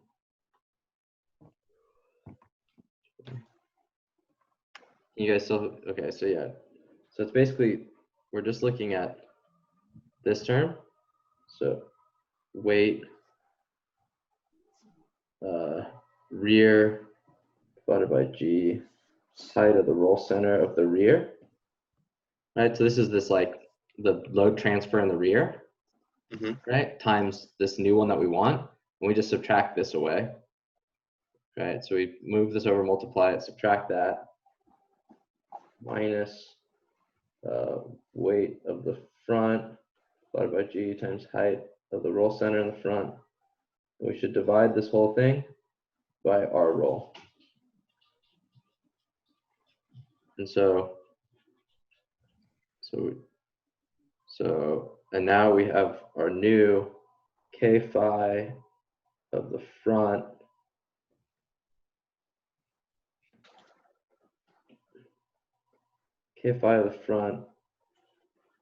anti-roll bar. I think I was doing, this was like shock. I was calling this like shock plus anti-roll bar. So this is K phi of the front, shock plus anti-roll bar, minus K phi of just the one with the shock. So this is like this is like the value kind of up here now. So we'll just call that minus K phi front. Bachman, can you close up the little video window? Yeah. Thank you. Yeah, so I multiplied this over to here, and then I just subtracted that over, and then I had this term that I divided by R roll. let's give this kind of this. And so that'll help us get the lateral load transfer more in the front. Maybe take your K shock of the front and rear and divide them by 12, so we'll get them in pound force inch.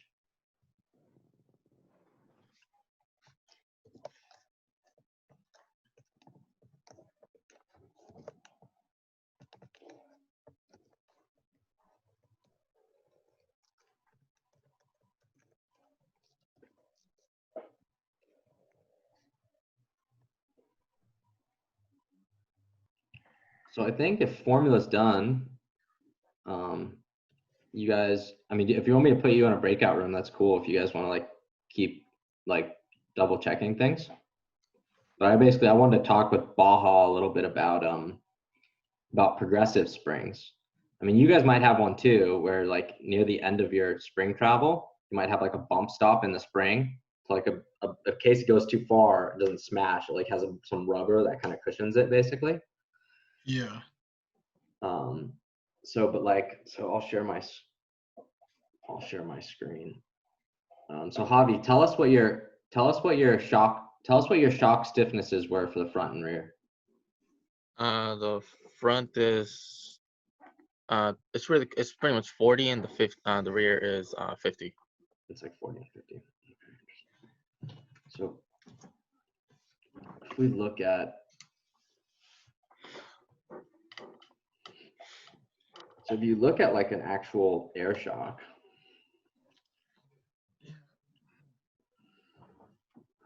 come on.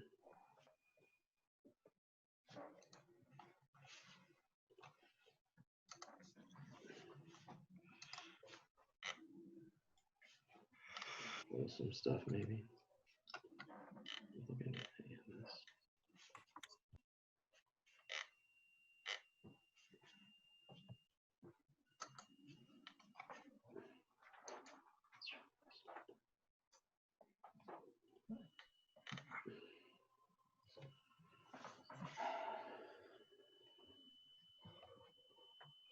Let's go to the steering section. So if you see an actual like, so here's like a linear, here's like a normal spring, right? It has like a linear force displacement curve a little bit. But these ones, you actually see if they have 6 inches of travel, they're basically linear, maybe for the first like 3/4, 2/3, and then they get really stiff so that you don't like bottom out. All right, so we're looking at the, how might you select your shocks at this point? So if we remember that the shock stiffness, so K is for like K is for like stiffness and S is for shock in this case, is the motion ratio squared times the stiffness at the wheel, right? You know, this comes from the fact that the shock is, you know, not up here. It actually usually is maybe connected somewhere along the lower control arm at some angle. Of course, you can put it in a lot of different places, but you know, whenever your tire moves up a certain distance, let's say, you know, delta y of the wheel, then your tire, this point here, will move up delta y of the shock. And those two aren't the same, and those two are related by the motion ratio. So the motion ratio, and we've talked a little bit about how you can use the certain lengths and that angle to find this. So this displacement of the tire, right, over displacement of the shock, right? And so typically you'll have this greater than 1, so your shock doesn't need to, your shock can be small and stiff. It doesn't need to be kind of long and have a lot of displacement, right? So this is our delta y of our wheel. We've been doing that W to stand for the wheel or the tire, and delta y of the shock, right? And so we've talked a lot about now about helping getting kind of a baseline wheel stiffness. So this is your wheel stiffness. So we look at force on force on the wheel, it is in the y direction, but in delta y of your wheel, right? So you might start somewhere in here, right? So this might be like your equilibrium or kind of your static right height position. So when you're sitting statically, this might be the position of your wheel, right? And then but what you might do actually is you might have a progressive, and so that when it gets close, it stops you from bottoming out, right? And so this might be like your max shock travel, so delta y, your wheel max, right? And we know this is going to be equal to right, delta y of our shock max times our motion ratio squared, right? So the motion ratio helps us convert from the shock to the wheel. It looks a little different in the stiffnesses because the stiffnesses are 1 over displacement, right? So that's why the motion ratio is on the opposite side of the equation for stiffnesses. Here, this might be like kind of your max force being held by the shock, right? Or kind of, it's at the wheel, right? But, so you don't want to include, the force here that, could also be seen by your damper. I don't know, kind of seeing some of our quarter car models, this is usually about 1.3 times the weight of that corner of the car. So remember, we have those quarter car models. Right? Typically, how we model them is you have your sprung mass, you have your wheel stiffness, you have your wheel damping, you have your unsprung mass, and you have your tire stiffness. And we let the ground move, so y of the ground. Right, and we see how it behaves. So this is actually a pretty nice way. I mean, you could go to a half car model or full car model. The more advanced you want to go, but I think going to a quarter car model is, at least it's probably the bare minimum of what you should do when you're designing one of these kind of student-led student competitions. And this was like on a drop, testing on a drop, the quarter car model on a drop, and kind of measuring the shock. And we get roughly what you'd probably expect on that quarter car model. Sometimes we have little markers to show us how much our suspension displaces, so it's not far off from that. And so how do you get this? I mean, I guess a couple questions is how do you get this progressiveness? So you can have springs that have different windings. So maybe we'll go from a stiff winding up top to this like kind of stiff winding up here to maybe a compliant winding down here, right? And so as this bottom part bottoms out, then it'll get stiffer and stiffer. More common, I don't know about more common, but another way to do it is, I'm gonna exaggerate this. So you have a small spring, and then you'll have a bigger spring, right? And so, so this one might be like K1, K2. So you have 2 springs in series, but this bottom half bottoms out first. So similar to the other one. Another common one is inside the shocks usually kind of on your damper, which connects up to a node up here. Sometimes you'll have a rubber boot. So imagine like this is like a boot. I'm drawing kind of a cross section, but that's why it's cut in half. But it's usually just kind of a cylinder that goes around it. And so that when this comes and hits it, it absorbs, it's super much stiffer and absorbs that last bit. So sometimes, yeah, they have a bump stop is what you might call that on your shock. But it's usually not in the springs, although you could do something in, I suppose you could do something on the winding of your springs or something so that before the windings all collapse together, that you get some extra stiffness there.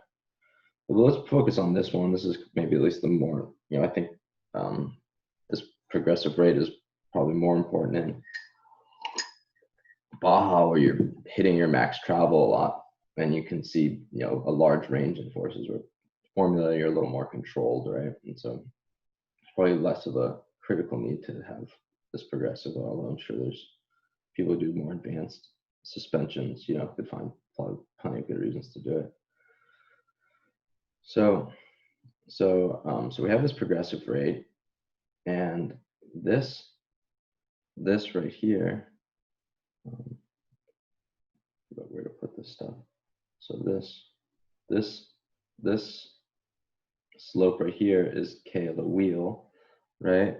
And so this is going to be your kind of, your equilibrium, right? What we're doing it based on our ride frequencies and looking at our roll rates and stuff, right? So this might be like k equilibrium. So that's what you want. That's what you're kind of designing for. We'll say it's k equilibrium over your shock over your motion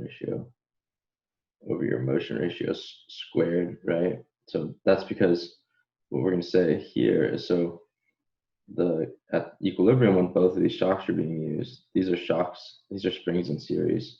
So you get this K1 times K2 over K1 plus K2. So you can see basically if you have the same stiffness, overall they have half the stiffness, right? Because you'll get, let's say K1 equals K2, you basically have, K1 squared on top and 2K1 on the bottom, and then you'll get K1 over 2, right? So having two shocks in series makes them less stiff. But so you have, and this we're talking about the shock, right? So this could be our K equilibrium, this is our shock, right? So we're actually looking at the shock, but we're always converting into this graph. This is at the wheel, right? So keep in mind the travel is different at the wheel, so that's why we have to include things like the motion ratio.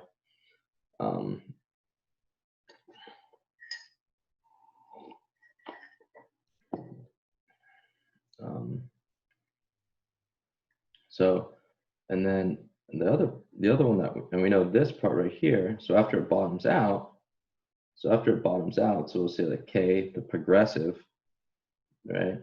It's going to be after K1 bottoms out, it's just going to equal K2 because K1 is basically all the coils will have collapsed, and so only K2 will be adding stiffness. So over here you just have K2 over the motion ratio squared. But then we have this, right? And so we can figure out what this slope is by if we know the total rise and the total run. So let's look at that. So we'll call this our K, kind of our K total, right? And what I'm basically doing here is if I can figure out K total, I already know K equilibrium, I know what K wheel, what I want, right? If I can figure out what this is, then I can back out what this portion should be, right? So this is just to give you some rough numbers. Again, I'd always start with some kind of calculations, then take those into your model and adjust your model once you've kind of gotten close. Otherwise, there'll be a lot of cases to run in your simulations.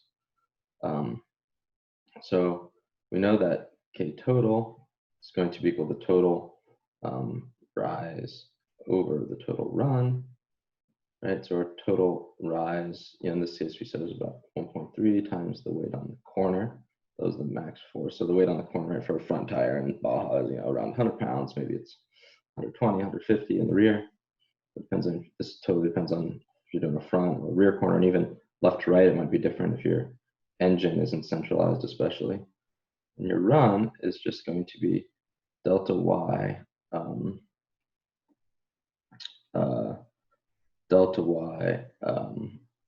of the, let's just do everything with the shock since we're selecting shock stuff here.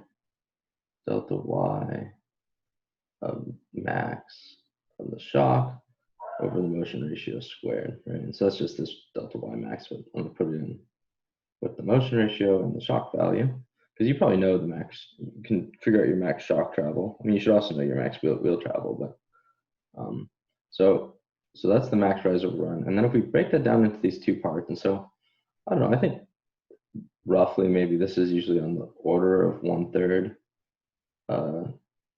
delta y of the wheel max, right? And then we have and then we're going to have this point right here, maybe 2/3 of delta y of the wheel max. Sorry, I mean it's just so. I mean, so roughly, you start off the kind of static compression, right? And you can based on your motion, based on your ride rate, or like your ride frequency, you can figure out what your static kind of displacement will be on your wheel. And it should be somewhere here, and that way you can, you have about a third of your total travel going into droop, so your tire going back down. You have a third going into compression, right? And you might have your last third is progressive to keep you from bottoming out. You can definitely tune this in with the model, depending on kind of the obstacles you think you're going to hit. But I don't know, kind of first cut, weighting everything equally at this point. So we want the rise from here to here, right? So we're going to have we're going to have K equilibrium of the shock, right? Sometimes you see, sometimes I'm putting the shock first or second, so sorry about that, but hopefully it's still clear. Motion ratio over your motion ratio squared. So that's the slope times the run, basically, right? And so right here, for the run, we're going to have 2/3 delta y of the shock max times motion ratio squared, right? So we'll see these motion ratios cancel on this side, and we have plus this last bit of run, right? And so we have this steeper slope. So we'll have K2 over motion ratio squared times, I'll just keep extending it, 1/3 delta y of the shock max times motion ratio squared. Right, so motion ratio squareds are going to cancel again on this term, right? And let's see, what else do we have? Am I missing any other terms? Okay, and then so that's the total rise, and when you divide this whole thing, so that this term, first term and second term, the whole thing needs to be divided by the total run. So you have delta y max of your shock times your motion ratio squared, right? And so that's what you'll see on both sides. You have this in the denominator, so that'll actually cancel out though. So what you end up getting is, whatever you think is the max force that's going to be on, associated with your shock, but it's actually on the wheel, right? So you don't want to ignore damping, you want to ignore accelerations of your unswung mass, right? So you can't just assume the force here on the bottom of your tire. It's going to be the force here on this kind of wheel spring, right? I mean, you have mass between them, which can accelerate, and you also have your wheel, your damping. So this takes a little bit of care. But I don't know, this is kind of a rough number we've seen in our quarter car model, right? And so what I'm going to do is both of them have this term, I'm going to pull that out, and both of them have a 3. I'm going to pull that out and I'm going to bring it to the other side. So we'll have over delta y of your shock max. So this kind of looks like a stiffness now, which is nice, right? And maybe you have about 4 times your corner weight. So it's basically 4 times your corner weight over this, kind of a rough stiffness, and this is going to be 2 times your equilibrium, right? Because this one still has a 2 of your shock. So these are all shock values, right? Plus K2, which it's also of your shock, right? K2 is always of your shock. So now that you kind of know the relationship between these, this going in, right? Because you picked your wheel rate, right? You picked your wheel rate, and then you divided it by your motion ratio squared, right? That gave you this value. This, right? And then once you have those two, you can come in and find what this should be, right? And so what this system does is it gives you, it's going to give you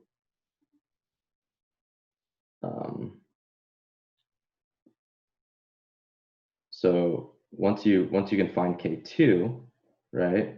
So you're trying to find K1 and K2. You're trying to design this system. So once you've found K2, you also know that 1 over K equilibrium of the spring is 1 over K1 plus 1 over K2. And so you know all three of these. That's just another way of rewriting this. It's a little easier to solve for K1, which we need. So right, so we know K1 is going to equal to 1 over K equilibrium of the shock minus 1 over K2, all to the negative 1 power, right? Because we have to get rid of the 1 over on the K1. So here's like a little way, maybe you could pencil in a couple of, if you wanted to use a dual rate spring system and you wanted to achieve the wheel rate that you wanted, and you also wanted to, you could add a little buffer on this if you wanted to too, just to make sure you didn't bottom out if you didn't have any bump stops. That you could, just select K1 and K2 so that when they work together, they give you the right wheel stiffness. And then once one of them bottoms out, it gives you K2, which gives you roughly a kind of a nice kind of progressive rate that'll help you absorb kind of maybe the max forces you'll see on a hard drop. Javi, can we see your code? Let's look through your code real quick. The tire width Is it in inches? Your track width's in feet. Yeah, your track is. Oh, no. It isn't. Well, run it. Wait. Yeah.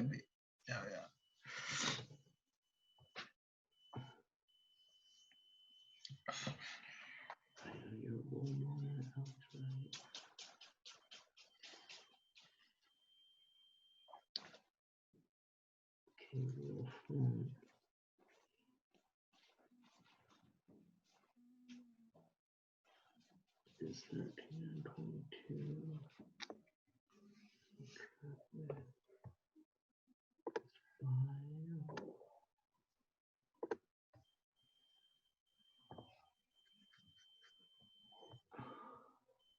Oh, Javi. Wait. Wait, no, yeah, that's so I do G test. How much?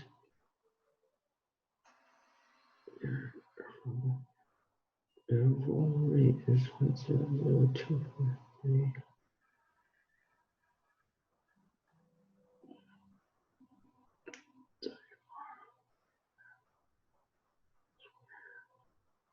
Your roll max is huge.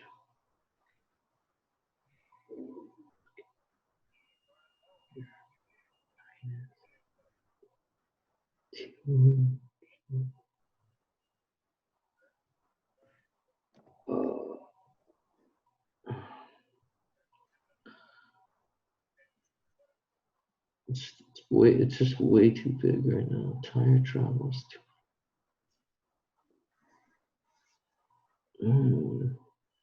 It's an issue with it. Our roll max over here, it's like 0.06 in that area. Your roll max? Why it says 1.09? 5 times 3 times our roll. So our roll 2 times plus K roll 2 times.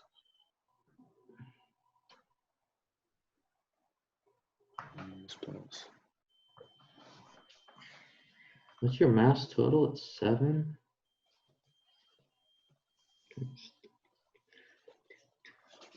I think it's about right.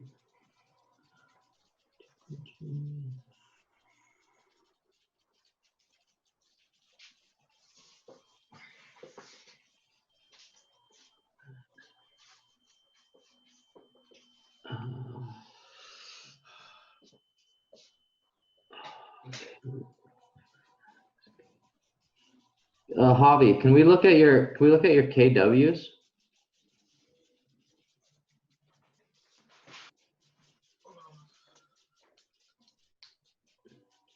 Oh, don't divide your KWs by 12. So that's putting them in inches. There you go. I mean, that's good. I know I was asking you that. Okay, now it's too small. Oh no, that's in feet. Okay, Yeah. what's that times 12?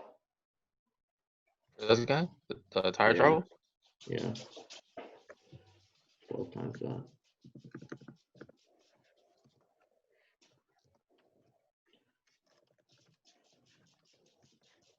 And that's in inches. 2 inches or 1.7 inches. Okay, that's not bad. And multiply that by your motion ratio squared for your max shock travel. So then do like shock travel and do your tire travel times your motion ratio squared.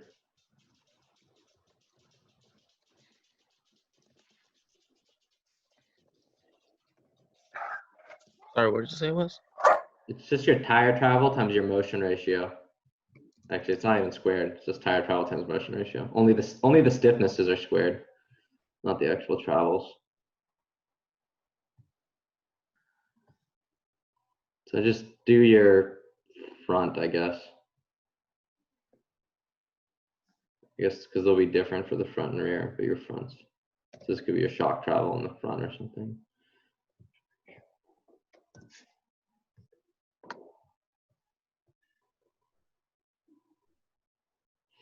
Three inches. I mean, that's good, right? I mean, so your car, so you might want like 8 inches of travel, right? Or you need to make your car a little bit stiffer. You might put in a little higher frequency. So like watch, put in like a higher frequency. Put in like, instead of 1.2 and 1.4, or was that what you put in? Yeah, put in like 1.4 and 1.6. No, as your natural frequencies. So if you don't want to put in an anti-roll bar, your only other option is to up these, which makes your ride more harsh. So now run it. So now your max shock travel is 2 inches, right? So you can, so now your ride's a little harsher though. But so that basically means though, right? If we said if you want to, you need at least 2 inches of travel, so you up and down, right? So you probably want to sit in the middle of where you normally are. So it's like you probably want almost 6 inch, or maybe so 2 inches in both ways, plus the other third for like hitting a big bump. So you need like 6 inches of travel with this design right now in your shock, right? So 2 up and down for rolling both directions, and then you need that last an extra one of it for big bumps. So like I'm thinking, and then so what's your K shock? Yeah, so I'm thinking you want some shock stiffnesses that are total between the two shocks, somewhere in that range, in the 50 or 60 pounds force per inch with around 6 inches of travel that get progressively stiffer.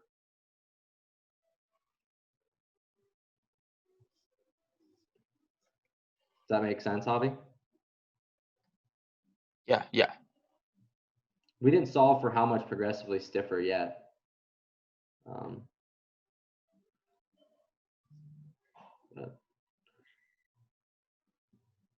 I mean, let's just get like, what's the total K that you need for your, let's get the total K real quick. So say like K total. Okay, maybe some K total. And so just say this is equal to your motion ratio squared.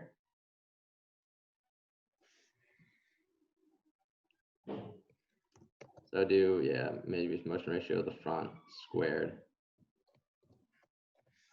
And then multiply that by, do 3 times G times I'm trying to think what mass we should use. Probably use the mass, use like mass unsprung front and mass sprung front. So add those two together. So this is like, hey, you hit a hard 3G bump, like what's the total force that you're gonna get? And you'll need to put those in brackets, right?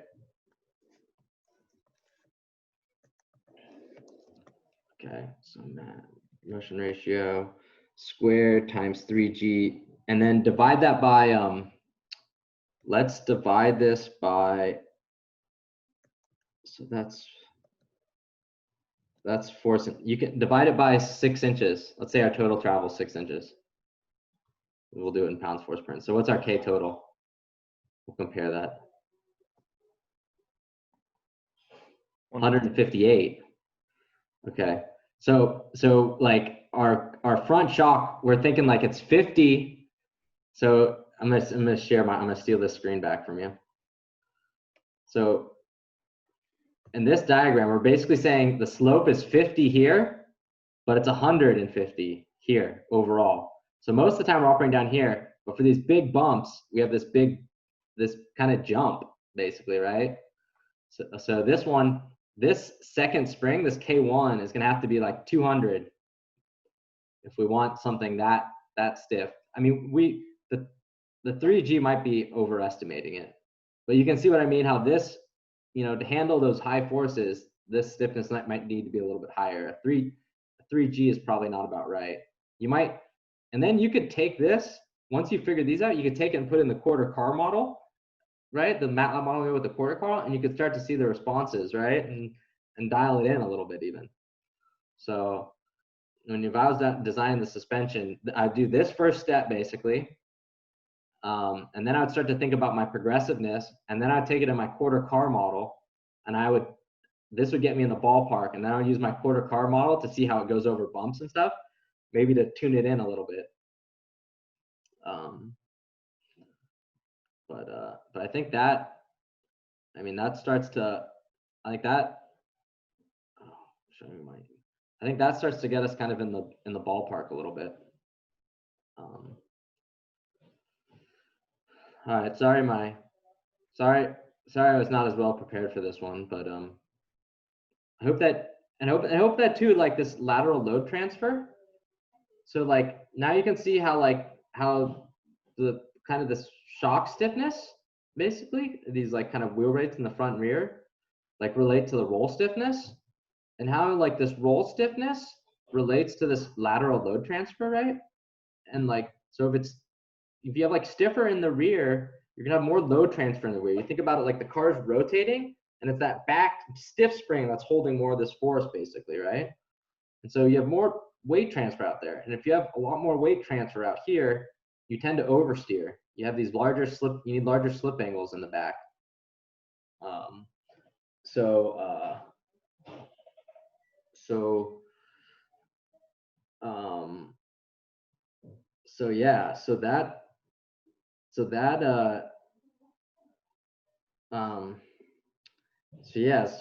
I hope that at least maybe you watch this again or something. I know it's like 3 hours now, but and then we haven't even talked about damping, right? So once I got my like natural frequencies, I'd go get my damping ratio. I'd get some damping ratios and try and get 2 to 3 times as much damping and rebound as I did in compression, right? Because the speeds are a lot higher in compression than they are kind of in the rebound. And I use that in my quarter car model. And then you have to do the same thing. So if you have like the wheel, you have to multiply by the motion ratio squared to get to the actual shock values, right? And you notice how many times I screwed up going back and forth between talking about the wheel, what's going on at the wheel versus what's going on at the shock, right? And that's just from the shock. The shock is actually connected out here, right? So the tire goes up and down here, but the shock's at an angle in this range, and it's not connected all the way out here. So it doesn't travel as much. So you kind of, if you want the wheel to be a certain stiffness, you kind of have to artificially make the shock stiffer so that you can get that kind of stiffness out here, basically. Is there any kind of questions folks want me to answer? I have one question. Yeah. Can you go to page 4 of your notes? I don't have the page numbers, but just kind of give me it's probably up in this lateral load transfer area. Yeah, so that go down just a little bit. And by the way, the one I sent you, I'll post new ones. So hopefully, does everyone have access to the Dropbox link where I'm putting all of our vehicle workshops, videos, and everything? Yeah. Do you want me to post? Does anyone want me to post it again?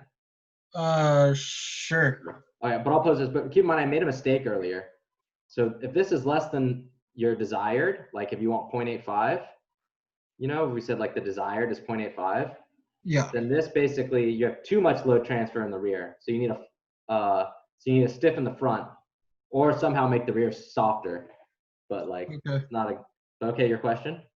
Yeah, so that K phi so in the equation down below that one. Yeah, so that one there, that K phi 1 front, This term or this term? that Like, one. Oh, right, middle, or left? right. Right. So this is the K phi of just the shocks from what we got before, basically. So that's just this term. It's the wheel rate in the front times track load squared over 2. And we're basically, this was the old roll stiffness. This is the roll stiffness that we want in the front, that we want to get with, that we calculated up here. And so we basically say, like, this is the roll stiffness that we want with the shocks and roll bar together. This is the roll stiffness we have with just the shocks. So the stiffness we need to add with the anti-roll bar is the difference. And so we add this anti-roll bar to provide that. And so you just, it'll take a little bit of design to go from, you know, how do you design a roll bar to give you a certain roll stiffness? But I think that you can walk through pretty easily. Okay. I mean, nothing's easy. Everything, the devil's in the detail. Because yeah, I mean, you need to get the stiffness right, and you need to get it so it doesn't break. So it's like you're probably looking at two things. There's two things you need to design for, basically. Right. Okay. And Okay. yeah. So. Okay, So so I was yeah. subtracting by the wrong stiffness. Oh, you were subtracting by the wrong stiffness. Yeah. You got it now. Yeah, I got 300. This is this is 300. Yeah, pound square inch. Still too high? These should have units of pounds force foot per radian. Pound force. Because they're kind of like they're roll stiffnesses, right? So it's like it's like so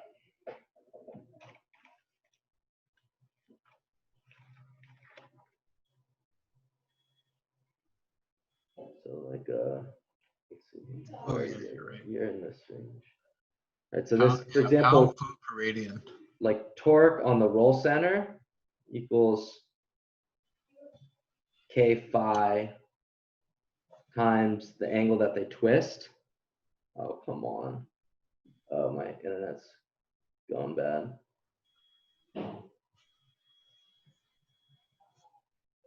Pound foot per radian. Sync.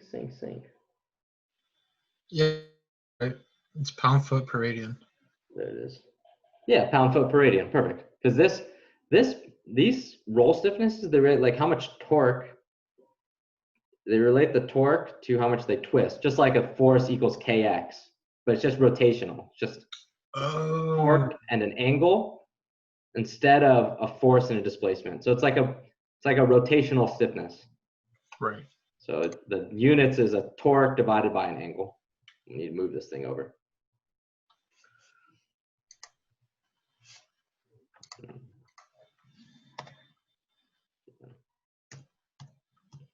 So stiffness, it's kind of like a moment per angle kind of thing. And this is kind of a nice simplified model where this would be the kind of the roll center. I mean, it's a nice way to think about the roll center too, kind of how the tire moves basically. So it's like wherever you can kind of visualize your tire acting that way. Yeah. Okay, that makes sense. Maybe that's not completely correct, to be honest with you. Because your tire might be kind of more moves around its instant center.